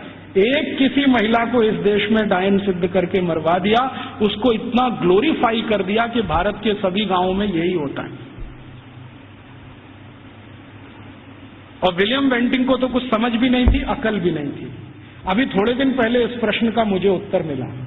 भारत देश में आप जानते हैं कि 4500 से ज्यादा वनवासी जातियां हैं, 4556 हैं कुछ वनवासी जातियां। जैसे गोंड हैं, वो एक वनवासी जाति है। ऐसे ही गोंड जैसे 4500 से ज्यादा समूह हैं। इनके बीच में मैं पिछले कुछ सालों से घूम रहा हूं और मैंने वहां देखा कि सती का मतलब क्या होता है, सती कहते किसको। एक बार गोंड लोगों के एक बहुत बड़े सम्मेलन में मैं गया और वहां किसी को सती किया जाना था। मैंने कहा चल के देखूं ये होता क्या है सती होना। तो वहां हुआ ये था कि एक महिला के पति का देहांत हो गया, स्वर्गवास हो गया, और पति का स्वर्गवास हो गया तो उसकी अंतिम यात्रा के लिए गांव के लोग जा रहे हैं। अंतिम संस्कार वो ऐसे ही करते हैं जैसे हम करते हैं, अग्निदाह करते हैं, लकड़ियां इकट्ठी करते हैं। तो मैंने देखा कि उसकी पत्नी आती है और उसके चारों तरफ प्रदक्षिणा करती है और संस्कृत के मंत्र बोलते हैं। कभी कभी उनको भूल जाए तो वो अपनी भाषा के मंत्र बोलने लगते, लेकिन मंत्र उच्चार होता है, बराबर होता है, पूरे समय होता है। जितने समय तक लाश जलती है तब तक वो मंत्रोच्चार करते रहते हैं, कुछ ना कुछ बोलते हैं। तो मंत्रोच्चार हो रहा है, पत्नी उसकी प्रदक्षिणा कर रही है। तो एक चक्कर उसने लगाया और उनकी अपनी भाषा में सबके सामने हाथ जोड़कर कहा कि आज मेरे पति का स्वर्गवास हुआ है, समाज में ऐसा कौन सा समूह है जो मेरी सुरक्षा की जिम्मेदारी लेगा। वो प्रश्न पूछ रही है और बड़े सुंदर शब्दों में वो कह रही है कि भारत के शास्त्रों ने हमेशा स्त्री को सुरक्षित रहना ये आवश्यक है, क्योंकि उसको जीवन बढ़ाना है, तो इसलिए उसको सुरक्षा की जरूरत है। प्राकृतिक सुरक्षा भी चाहिए, दूसरे तरह की भी सुरक्षा चाहिए। क्या मेरी बेटियां जिम्मेदारी लेंगी? बेटियों ने हां बोल दिया तो आ जाएगी, नहीं बोला तो फिर चौथा चक्कर लगाएगी। फिर वो पूछेगी कि क्या समाज के प्रतिष्ठित लोग, जिनको हम क्या कहें महाजन लोग मेरी जिम्मेदारी लेंगे? अगर उन्होंने हां बोल दिया तो आ जाएगी, ना बोल दिया तो फिर चक्कर लगाएगी पांचवा। फिर वो पूछेगी कि इस समाज के आचार्य लोग, उपाचार्य लोग मेरी जिम्मेदारी लेंगे? अगर हां बोला तो उनके पास आ जाएगी, नहीं तो वापस। और आखिरी चक्कर सातवां जब लगाएगी तो वो पूछेगी कि क्या पुरोहित हम समझते हैं पूजा पाठ करा, क्या पुरोहित मेरी जिम्मेदारी लेंगे? अगर पुरोहितों ने हां बोला तो उनके पास आएगी, नहीं तो चक्कर लगा के गांव छोड़ के चली जाएगी और गांव कहेगा कि वो सती हो गई। ये है सती होना। और इसको बिगाड़ दिया। अंग्रेजों ने क्या कहा कि उसको जबरदस्ती चिता में धकेल देंगे और ये कर देंगे। फिर वो जाती कहां है? उसके पीछे पीछे मैं गया तो उस गांव का कोई मंदिर होगा, वहां जाएगी और अपना बाकी जीवन उसी मंदिर में बिताएगी। वो ये कहती है कि जब कोई जिम्मेदारी नहीं लेगा तो अब भगवान मेरे लिए जिम्मेदारी लेंगे, तो मंदिर में जाके पूजा करेगी, पाठ करेगी, अपना जीवन उसी से चलेगा उसका। और जैसे ही वो मंदिर में जाके पाठ पूजा करने लगेगी तो समाज की आदरणीय हो जाएगी और सब उसको साष्टांग दंडवत प्रणाम करेंगे। फिर हम गोंड लोग कहेंगे कि ये हमारी सती है। हम उसको एक्सप्लेनेशन क्या देंगे? वो पति के साथ जिंदा जला दी गई, वो सती है। सती होना कोई ऊंचा कर्म रहा है इस देश में, हम उसको समझ नहीं पाए। अंग्रेजों ने जो डिस्क्रिप्शन दे दिया उसी को अंतिम मान के हमने अपना मान लिया कि ऐसा ही कुछ होता होगा। ये होता है, और ये सिर्फ गोंडों में ही नहीं होता, भीलों में भी होता है। गोंड हैं, भील हैं, जितने तरह की जनजातियां हैं, ज्यादातर में ये होता है। तो मैकॉले कह रहा है कि भारत में तो स्त्रियों का स्थान बहुत ऊंचा है, परिवार में ऊंचा है, समाज में ऊंचा है, भाषा उनके यहां से निकली है, फंक्शनल नॉलेज उन्होंने समाज को दिया है, इसलिए इनके लिए तो सब कुछ विशेष होता है। इसलिए गुरुकुलों में आचार्य स्तर पर बहुत स्त्रियां हैं, ये हैरानी की बात नहीं है। वो कहता हमारे समाज में उल्टी स्थिति है, स्त्रियों का स्थान सबसे नीचे है, इसलिए हमारे यहाँ हर काम में वो सबसे पीछे है। तो इस तरह की कुछ बातें हैं जो मैकॉले के डॉक्यूमेंट्स बताते हैं, और विलियम एडम ने इससे भी ज्यादा कुछ खोज की है और उसके डॉक्यूमेंट्स इससे भी आगे की कई बातें बताते हैं कि भारत के ये जो गुरुकुल हैं, इन गुरुकुलों का योगदान क्या है समाज में। तो विलियम एडम ने एक गुरुकुल की कहानी लिखी है अपने दस्तावेजों में। आंध्र प्रदेश में कावेरी नदी के पास विशाखापट्टनम से थोड़ा दूर एक गुरुकुल है, उसका नाम गांव का मैं भूल रहा हूं। तो वो गुरुकुल है, उसने क्या योगदान दिया है, तो वो कहता है विलियम एडम कि ये जो गुरुकुल है ये बहुत पुराना है और उसके दस्तावेज पुराने हैं। 12वीं शताब्दी का वो गुरुकुल है और वो गुरुकुल है सिविल इंजीनियरिंग का, कंस्ट्रक्शन में सिविल इंजीनियरिंग का। तो कहता है इसका योगदान क्या है, तो विलियम एडम कहता है कि इस गुरुकुल के विद्यार्थी और आचार्यों ने मिलकर कावेरी नदी पर एक डैम बनाया है, बांध बनाया है, जो दुनिया का सबसे पहला बांध है। मुझे नहीं मालूम था विलियम एडम के डॉक्यूमेंट्स पढ़ने के पहले कि दुनिया का सबसे पहला बांध भारत में बना है। फिर जैसा उसने डिस्क्रिप्शन दिया है उसको खोजते खोजते मैं पहुंच गया एक दिन और अपनी आंखों से देख के आया कि वो डैम अभी तक जीवित है। उस डैम पर तेलुगु भाषा में एक पत्थर लगा हुआ है जिस पर तारीख है सन 1238 में वो बना है। आज से लगभग 800-825 साल पुराना है। और वो डैम की विशेषता क्या है, पत्थर और चूने से बना है। और आप जानते हैं दक्षिण भारत में सबसे ज्यादा प्रवाह वाली नदी है कावेरी। कावेरी जो है ना पेरेनियल रिवर है, साल के 12 महीने पानी रहता है उसमें और पानी का फ्लो सबसे तेज है और पानी का दबाव भी उसका सबसे तेज है। तो कावेरी नदी पर जहां सबसे तेज गति से पानी बहता है उस नदी पर बांध बना दिया। बांध की लंबाई कितनी है और उसकी चौड़ाई कितनी है, लगभग 1 किलोमीटर 1.5 किलोमीटर के आसपास उसकी लंबाई है। 1.5 किलोमीटर लंबा बांध है। और बांध बनाया कैसा है, ऐसा है जैसे जेड होता है ना, जेड ऐसे फिर ऐसे फिर ऐसे फिर ऐसे फिर ऐसे जेड शेप में पूरा बांध है। तो वो वर्णन कर रहा है विलियम एडम कि ये गुरुकुल के विद्यार्थी और आचार्यों ने बनाया है। इसकी विशेषता क्या है, तो विशेषता ये है कि ये जेड शेप में है। जेड शेप में क्यों बनाया, स्ट्रेट लाइन में क्यों नहीं बना दिया, एक रेखीय रेखा में क्यों नहीं बना दिया, तो कहता है इसका जवाब मुझे नहीं मालूम क्यों बनाया। बहुत दिन मैं भी सोचता रहा कि ऐसा क्यों है। अब मेरे समझ में आया थोड़े दिन पहले कि ये जब सीधी रेखा में आप कोई दीवार बनाए और पानी बहुत तेज गति से आए तो दबाव इतना ज्यादा है कि बहुत जल्दी वो टूट जाएगा। लेकिन अगर आप उसी सीधी रेखा की दीवार को ऐसे ऐसे कर दो तो पानी का प्रेशर डाइवर्ट हो जाएगा और वो डैम कभी भी नहीं टूटेगा। अब समझ में आया कि वो 825 साल से कैसे जिंदा है। तो वो बोल रहा है कि ये एक गुरुकुल ने बनाया हुआ है और वो गुरुकुल विशाखापट्टनम के नजदीक कभी चला करता था। मैं जब गया इसको देखने के बाद हैदराबाद लौटा तो उनकी जो आर्काइव्स है उसमें गया तो आर्काइव्स में उसके डॉक्यूमेंट्स मुझे मिल गए और गजट में भी इसके बारे में वर्णन है। तो वो कह रहा है विलियम एडम कि भारत के गुरुकुल में पढ़ने वाले विद्यार्थी और उनको पढ़ाने वाले आचार्य कितने समाज के काम करते हैं उसका ये नमूना है। राजा डैम नहीं बनाते, विद्यार्थी और उनके अध्यापक मिलकर डैम बना देते हैं।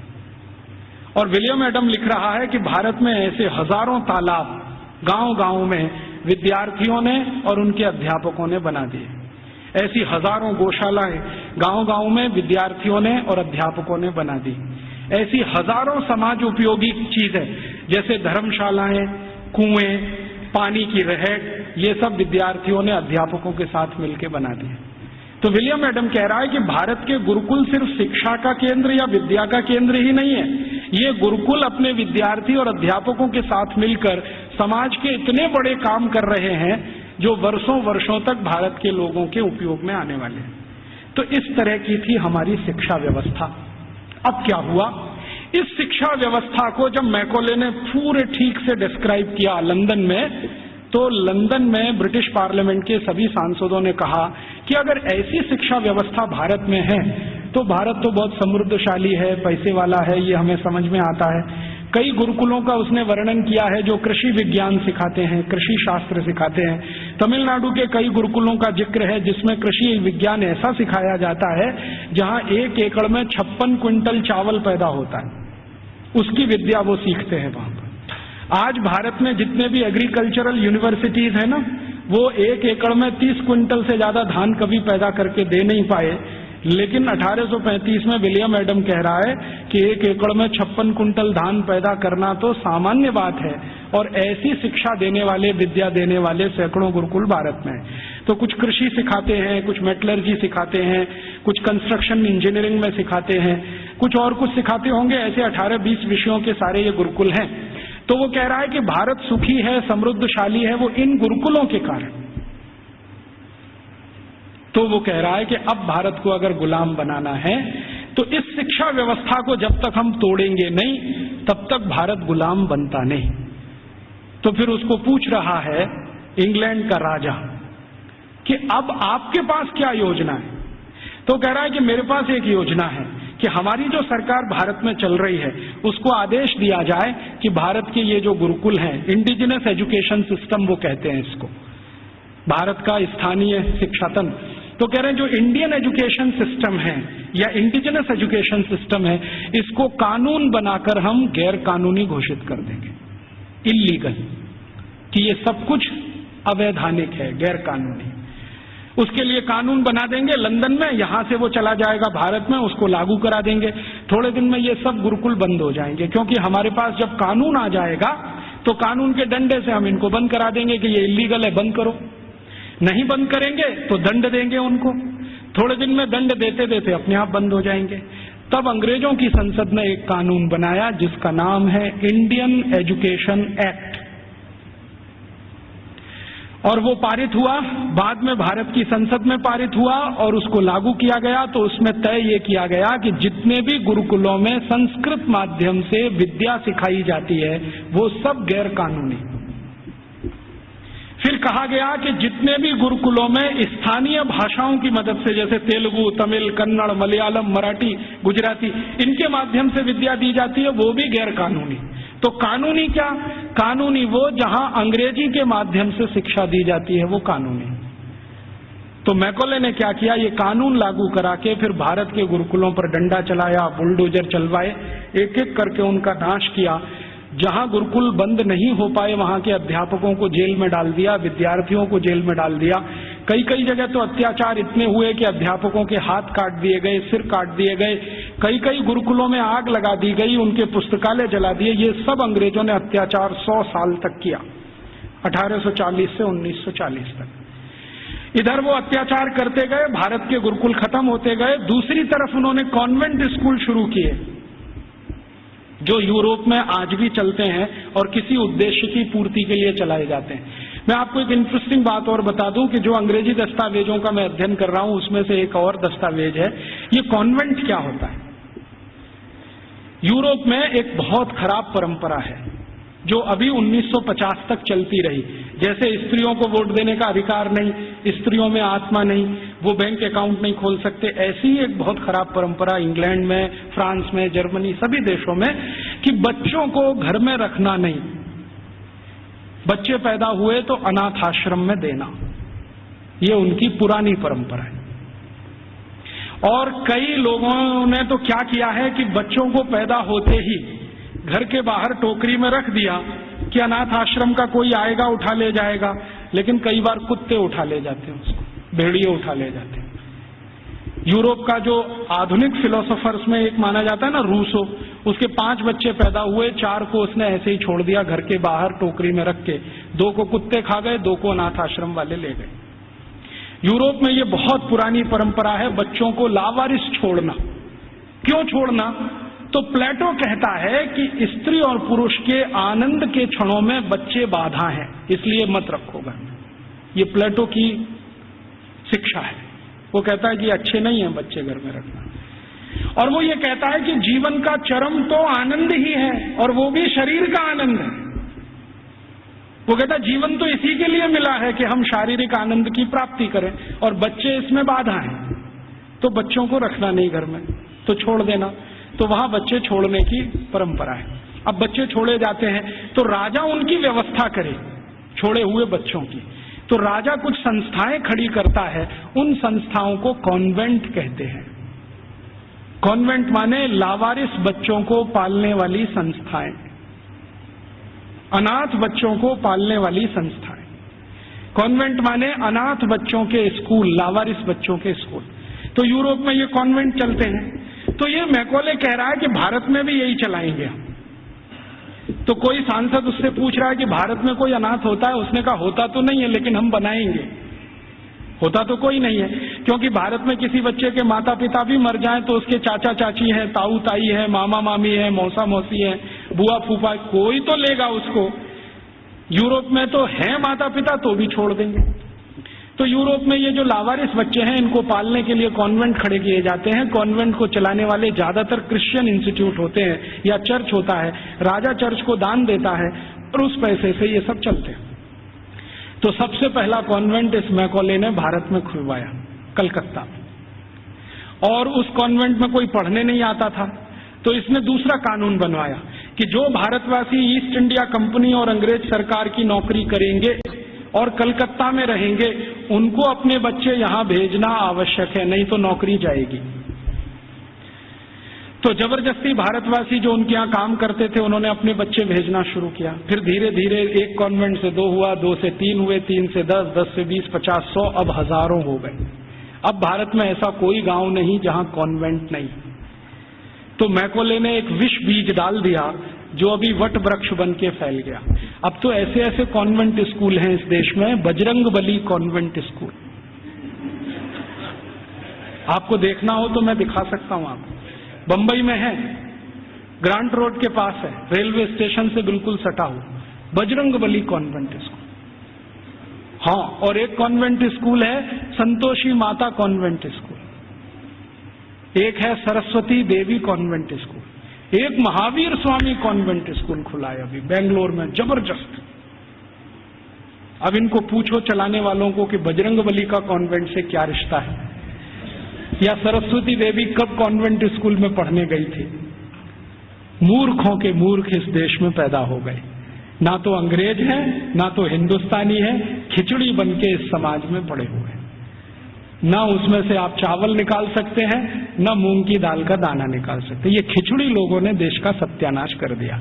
ये सब मैकॉले की संतान है। मैकॉले तो छोड़ गया कुछ। जब अंग्रेज गए थे ना, तो रिकॉर्ड्स बताते हैं कि 350 कॉन्वेंट स्कूल थे 15 अगस्त 1947 तक। अब शायद वो 30-35 हजार हो गए हों, तो कोई आश्चर्य की बात नहीं। अब यूरोप में जो कॉन्वेंट स्कूल हैं, वैसी ही शिक्षण यहां हो रहा है। यूरोप में क्या होता है ना, मैंने आपसे कहा कॉन्वेंट माने लावारिस बच्चों के स्कूल। तो वहां जो बच्चे पढ़ने आते हैं, उनको सिखाया जाता है कि देखो ये जो अध्यापक है वो अध्यापक नहीं है, ये फादर है, ये मदर है, क्योंकि असली का पता नहीं।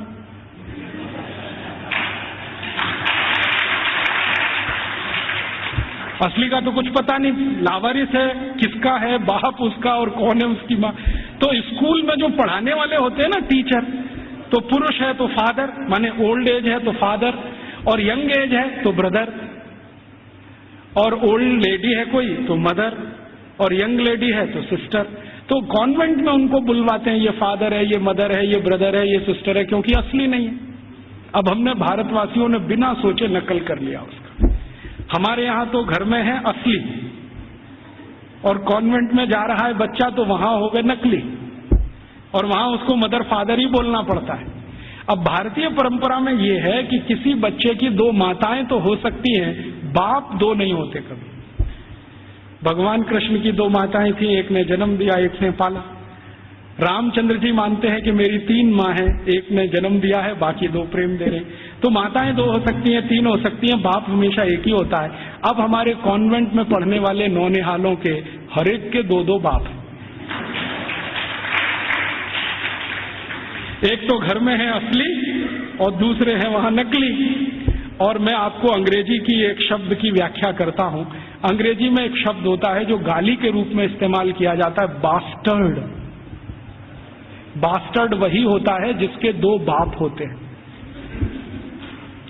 तो हमने अपने अपने नौनिहालों को सबको बास्टर्ड बनाने का धंधा शुरू कर दिया है और बड़े गर्व से कहते हैं मेरा बेटा सेंट मैरी कॉन्वेंट में जाता है, जीसस कॉन्वेंट में जाता है, फलाने कॉन्वेंट में, ढिमाके कॉन्वेंट में। फिर उन कॉन्वेंटों में बड़ी बड़ी विचित्र विचित्र चीजें सिखाई जाती हैं। आजकल सिखाया जाता वैलेंटाइन डे, सेलिब्रेट करो वैलेंटाइन डे। ये वैलेंटाइन का किस्सा क्या है?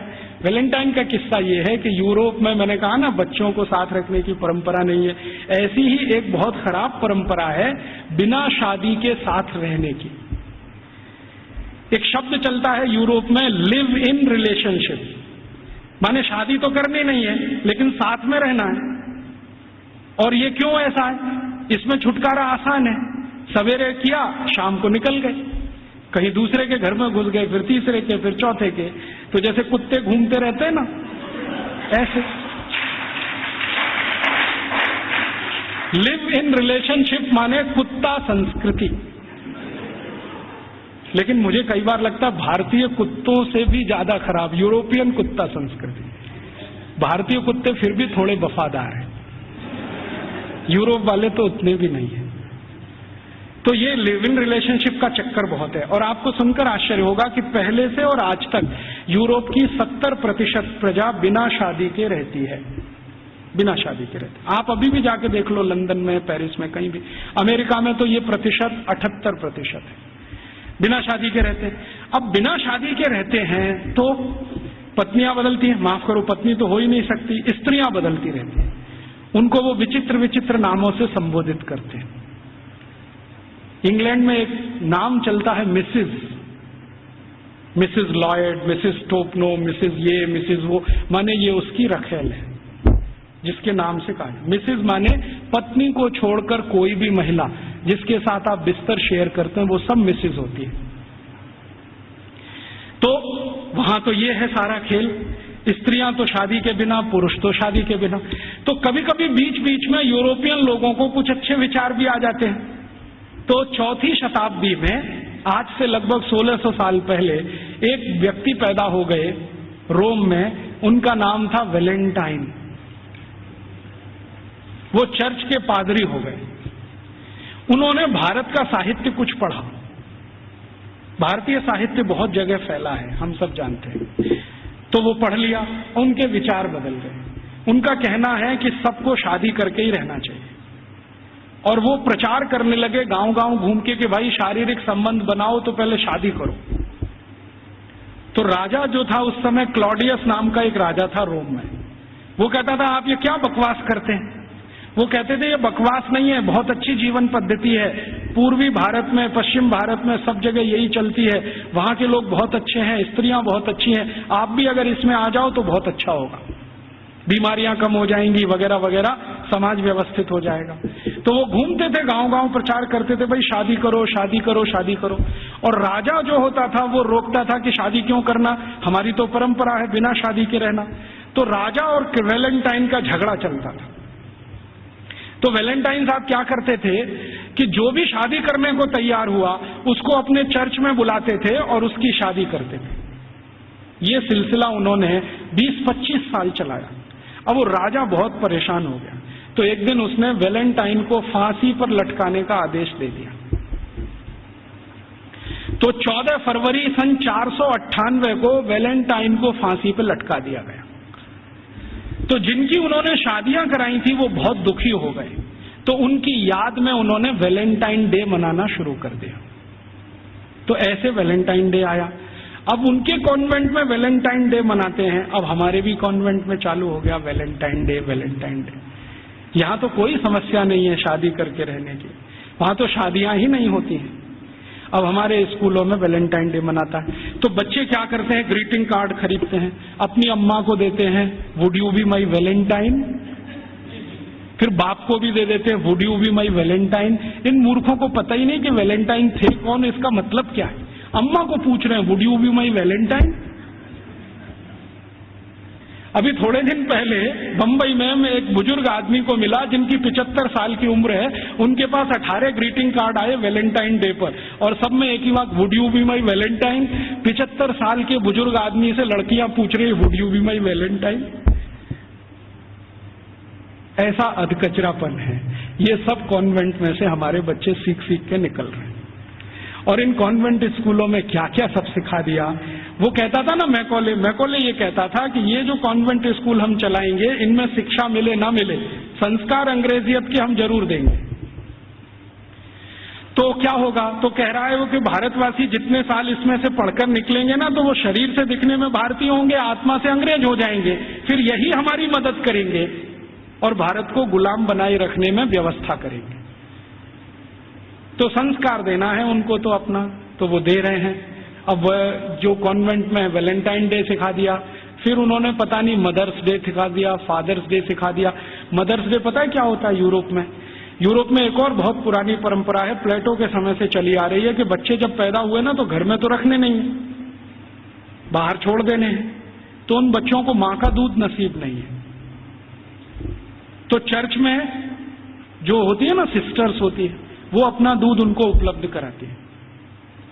अब आप में से कई लोगों को यह प्रश्न होगा कि बायोलॉजिकली ये संभव कैसे है? वो नर्स तो मां बनी नहीं, तो उसको दूध कैसे आएगा? लेकिन अभी आधुनिक विज्ञान ने यह सिद्ध कर दिया है कि कोई बच्चा लगातार 2-3 दिन तक बिना विवाहित किसी महिला को लगातार स्तनपान करे तो चौथे 5वें दिन से दूध आना शुरू हो जाता है। तो उनके यहां नर्सिंग जो होती है वो सिस्टर्स के द्वारा होती है या नर्सिस के द्वारा होती है, मां नहीं करती है। लेकिन कभी कभी साल में कोई एक दिन मनाना हो तो वो मदर्स डे मनाते हैं, जिस दिन मां अपने बच्चे को दूध पिलाने के लिए वहां जाती है कॉन्वेंट में, तो उनके यहां मदर्स डे होता है। ऐसे ही उनके यहां फादर्स डे होता है। फादर्स डे का चक्कर क्या है? यूरोप के बच्चे वैसे तो घर में रहते नहीं, जो गलती से किसी ने रख लिए तो उनको अपने बाप के साथ खाना खाने का अधिकार नहीं है। डाइनिंग टेबल पर अपने बाप के साथ वो नहीं बैठ सकते। बाप अपने डाइनिंग टेबल पे खाना खाएगा दोस्तों के साथ, जब वो चला जाएगा खाना खा के तो बाद में बच्चे डाइनिंग टेबल पे बैठते हैं। लेकिन साल में कोई एक दिन वो फिक्स करते हैं जब बच्चे बाप के साथ बैठे डाइनिंग टेबल पर, उस दिन वो फादर्स डे मनाते हैं। अब उनके मदर्स डे, उनके फादर्स डे, उनके ब्रदर्स डे, उनके सिस्टर्स डे या उनका वैलेंटाइन डे, उसके पीछे कुछ कहानियां हैं। हम बिना सोचे समझे अंधों की तरह से इस पे लग गए। कई बार मैं देखता हूं अजमेर जैसे शहर में, जयपुर जैसे शहर में मदर्स डे पे रैली निकाली जा रही है, प्ले कार्ड लेके बच्चियां अपने अपने हाथ में जा रही हैं, स्कूल कॉलेज उनका छुड़वा दिया जाता है, और ये सब मूर्ख सरकारी अधिकारी किया करते हैं। फिर फादर्स डे पे निकालते हैं, फिर इस पे निकालते हैं, ये सब तमाशेबाजी। ये मैकॉले हमारे यहां छोड़ के गया, और वो बार बार कहता था कि हमें संस्कार देना है, शिक्षा दे पाए ना दे पाए वो महत्व का नहीं, अंग्रेजियत का संस्कार देना है। तो वो दे गया। अब वो हमारे खून में घुस गया, और इतना घुस गया है कि कुछ समझ में नहीं आता ये निकले कैसे। कई बार मैं किसी के घर में जाता हूं तो पिताजी का नाम है रामदयाल, माताजी का नाम गायत्री देवी, बेटे का नाम टिंकू। अब मैं पूछता हूं कि ये रामदयाल और गायत्री देवी का टिंकू कहां से आ गया? या रामदयाल और गायत्री देवी की बेटी का नाम डिम्पल, ट्विंकल, बबली, डबली। क्या है बबली का मतलब, क्या है डबली का मतलब? इस तरह के नाम हमने रखे हुए। घुस गई अंग्रेजियत हमारे घर में। हम सब मातृभाषा में हिंदी हैं और रोज घर में बोलते हो Rajiv Dixit, she is my Mrs. तो मैं पूछता हूं really she is your Mrs? क्योंकि यूरोप में मिसेज का माने धर्म पत्नी को छोड़कर कोई भी महिला, और उनकी धर्म पत्नी कहती हो Rajiv Dixit, he is my mister. तो मैं पूछता हूं रियली? क्योंकि यूरोप में मिस्टर का माने पति को छोड़कर कोई भी पुरुष, और मिस तो बहुत ही खराब है। मिस है फ्रेंच शब्द है, मिस का माने एक ऐसी महिला जो जिंदगी भर वैश्यावृत्ति करे, शादी ना कर सके, वो मिस है। हम बड़े गर्व से लिखते हैं मिस फलाना, मिस ढिमाका, मिस ये, मिस, बिना सोचे समझे। और सबसे खतरनाक शब्द यूरोप में है अंकल, सबसे खतरनाक, क्योंकि जिसके बारे में आपको कुछ बताना ही नहीं हो उसको अंकल बोल दो, जिसके बारे में नहीं बताना हो उसको आंटी बोल दो। हमारे यहाँ अंकल आंटी कैसे हो सकते हैं? या तो चाचा होंगे, या तो काका होंगे, या तो मामा होंगे, या तो मौसा होंगे, या तो ताऊ होंगे। सब कुछ हमारे यहाँ निश्चित है। अंकल तो बहुत ही अनिश्चित शब्द है, आंटी तो और भी। मैं कॉलेज छोड़ गया तो हमने अपने बच्चों से मम्मी बोल, डैडी बोल, ये बुलवाना शुरू कर दिया। मम्मी का मतलब है मरा हुआ और डैडी मरे हुए जैसा, और बड़े शौक से बुलवाते मम्मी बोल, डैडी बोल। अब यूरोप में जो भूषा थी ना, वो हमारे कॉन्वेंट में घुस गई। यूरोप में क्या टाई लगाना है, सूट पहनना है, क्योंकि ठंड बहुत है। हमने यहाँ 50 डिग्री टेम्परेचर वाले अजमेर में भी टाई लगवा दिया सबको। इतनी भयंकर गर्मी है, अंदर से पसीना पसीना हो रहा है। और कभी कभी तो रोज मैं ये दृश्य देखता हूँ, एक दूल्हे राजा जून की गर्मी में शादी करने जा रहे हैं, 3 पीस सूट और टाई लगा के घोड़े पे चढ़ के बैठे हुए हैं। उनको पूछो भाई तुमको सुपर इडियट बनने का यही दिन मिला है? कहता है राजीव भाई एक दिन तो कर लेने दो, तो तुमको यही दिन मिला है अपनी शादी का? ऐसे हमारी भाषा बदल दिया, भूषा बदल गया, भोजन बदल गया। कॉन्वेंट स्कूलों से बच्चे सीख रहे हैं पिज्जा खाओ, बर्गर खाओ, हॉट डॉग खाओ, कोल्ड डॉग खाओ, चाउमीन खाओ, नूडल्स खाओ। तो उनका भोजन, उनकी भाषा, उनकी भूषा, उनका भजन, रॉक म्यूजिक, पॉप म्यूजिक, सब कुछ घुस गया। अब ये कर दिया सब बंटा था। अब ना तो हम भारतीय रह पाए, ना अंग्रेज बन पाए। अगर कोई सभ्यता खिचड़ी बन जाए, उसका भविष्य बहुत खराब होता है। मुझे कई बार ऐसा लगता है कि या तो हम भारतवासी पूरी ताकत लगा के अपने को अंग्रेज बना लें, नहीं तो पूरी ईमानदारी से भारतीय हो जाएं। ये अधकचरे ना रहे पीछे, क्योंकि इस अधकचरेपन ने हमारी जेनरेशंस को, पीढ़ियों को खत्म कर दिया। तो इस अंग्रेजियत के शिक्षा तंत्र ने जो यूरोप से आया, क्या किया है आज हमारे देश में। एक दो और उदाहरण देता हूं। कॉन्वेंट स्कूलों में किताबें पढ़ाई जाती हैं जिनमें बिल्कुल स्पष्ट बच्चों को सुनाया जा रहा है, पढ़ाया जा रहा है कि भगत सिंह तो आतंकवादी, ऊधम सिंह तो आतंकवादी, चंद्रशेखर तो आतंकवादी, और महाराजा रणजीत सिंह तो लुटेरे।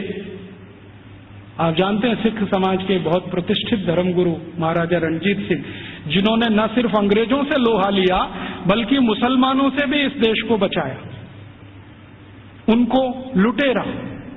हमारे भारत में एक जाति है जिसको जाट कहते हैं। जाटों के बारे में अंग्रेज ये कहा करते थे कि इनकी ताकत बहुत है, इसलिए उन्होंने जाट रेजिमेंट बनाया। आपको मालूम है जाट रेजिमेंट?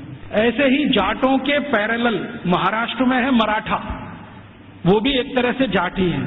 तो मराठा रेजिमेंट बनाया, जाट रेजिमेंट बनाया, क्योंकि इनमें ताकत बहुत है। इनका जो डीएनए है ना, बहुत स्पेशल किस्म का है। लड़ना, लड़ाना, मारना, मरना, उनको इसमें मजा आता है। कभी भी अपनी जान की परवाह नहीं करेंगे, हाँ किसी के लिए भी जान दे देंगे, ऐसे लोग। तो जाटों को अंग्रेजों ने लिख मारा और कॉन्वेंट स्कूलों में पढ़ाया जा रहा है अंग्रेजों के जर खरीद गुलाम। अब ये बच्चे बार बार पढ़ रहे हैं, रोज रोज पढ़ रहे हैं, रोज रोज पढ़ रहे हैं, रोज रोज पढ़ रहे हैं, तो थोड़े दिन में मान ही लेंगे कि हाँ भगत सिंह तो आतंकवादी था, ऊधम सिंह भी आतंकवादी था। क्योंकि एक झूठ को आप बार बार कहो, बार बार कहो, बार बार कहो, तो 10-20 साल में सत्य तो हो ही जाएगा। एक कॉन्वेंट स्कूल की हिस्ट्री की किताब में मैं पढ़ के आया, और वो किताब मैंने संभाल के रखी हुई है। झांसी की रानी लक्ष्मीबाई ने भारत की आजादी के लिए कुछ नहीं किया, और उसका जीवन चरित्र लिखा गया है कि वो एक अंग्रेज अधिकारी जॉन लेक के प्रेम और मोहब्बत में ही फंसी रही जिंदगी भर। झांसी की रानी लक्ष्मीबाई के बारे में ऐसी सब चीजें पढ़ाई जा रही हैं। और धीरे धीरे हुआ क्या है, इन कॉन्वेंट स्कूलों के बनाए हुए सिलेबस को भारत सरकार ने सारे देश का सिलेबस बना दिया है, पूरे देश का। अब संसद में भले ही कितना हंगामा हो, लेकिन सरकार कहती है जी सत्य तो यही है, क्योंकि अंग्रेजों ने लिखा है। और हमारे प्रधानमंत्री भी कहते हैं सच्चे सत्यवादी तो अंग्रेज ही थे जो हमको ये सब सिखा के गए। ये स्थिति हमारे देश की है। तो ऐसी गंभीर स्थिति में हम सबको सोचना है, आज शिक्षक दिवस है, तो हम सब सोचें कि इस शिक्षा का क्या करें जो यूरोप से आई है और हमारे देश में जड़ जमा के बैठ गई है। मुझे बहुत कष्ट होता है आपको ये बताते हुए कि भारत में जो कॉन्वेंट स्कूल चल रहे हैं, आप जानते हैं इनके पास सबसे ज्यादा भूमि है भारत देश की। मैंने संसद में एक प्रश्न करवाया था, आप यहां बैठे हैं, मेरे एक दोस्त हैं अखिलेश कुमार करके गोरखपुर से, और उसके पास के क्षेत्र से सांसद हैं।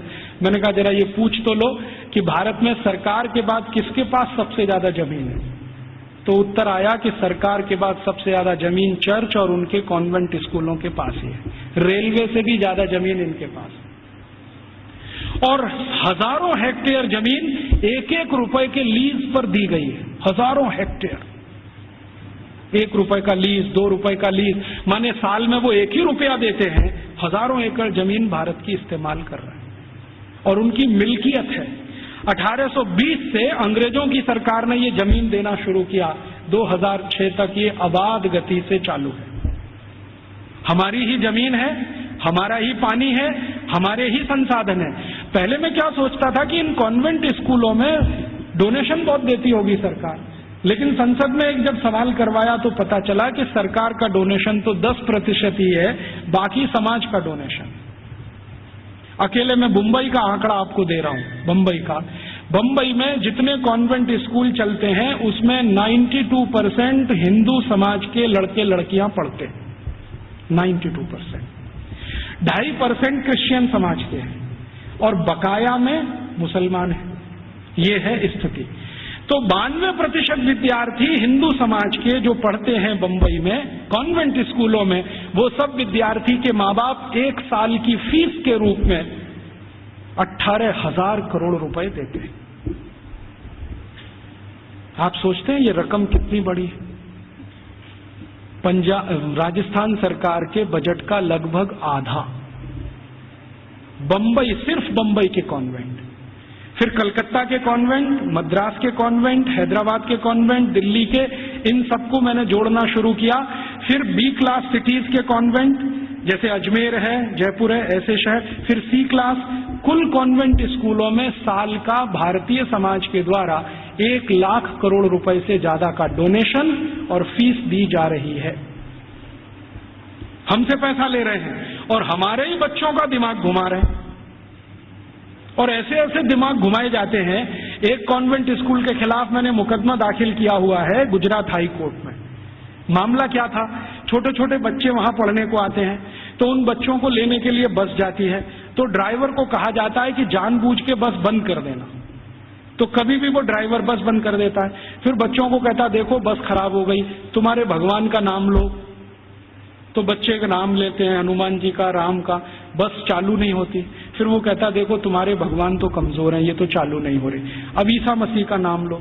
जैसे ही बच्चे ईसा मसीह का नाम लेते हैं वो तुरंत स्टार्ट कर देता है। तो 3-3 साल के बच्चों के दिमाग में आ जाता अरे ईसा मसीह तो बहुत ताकतवर है।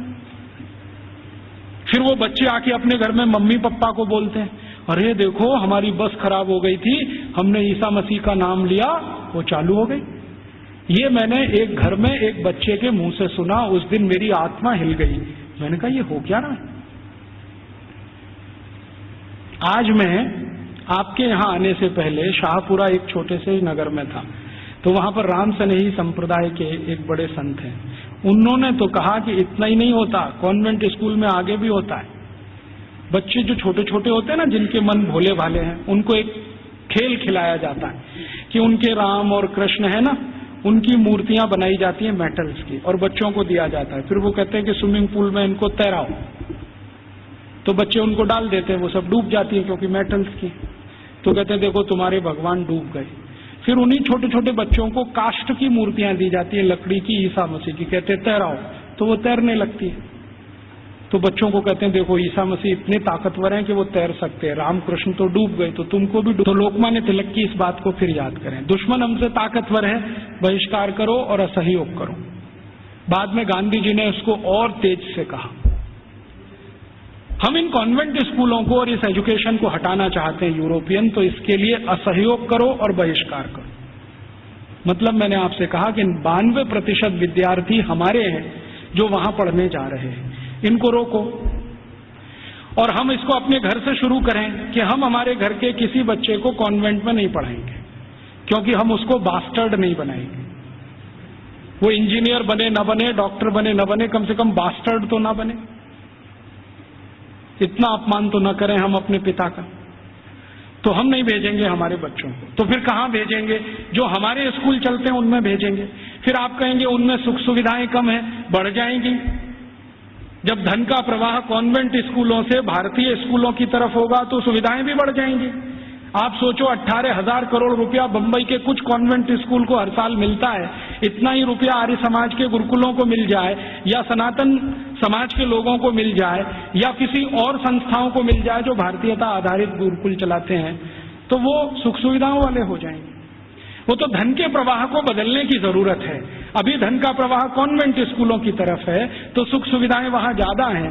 हमारे स्कूल पानी से प्यासे हैं, बैठने को जमीन पे टाटपट्टी नहीं है, स्कूल में पढ़ाने के लिए ब्लैक बोर्ड नहीं है, सामान्य जरूरतों की चीजें जैसे संडास घर होना चाहिए वो भी नहीं है।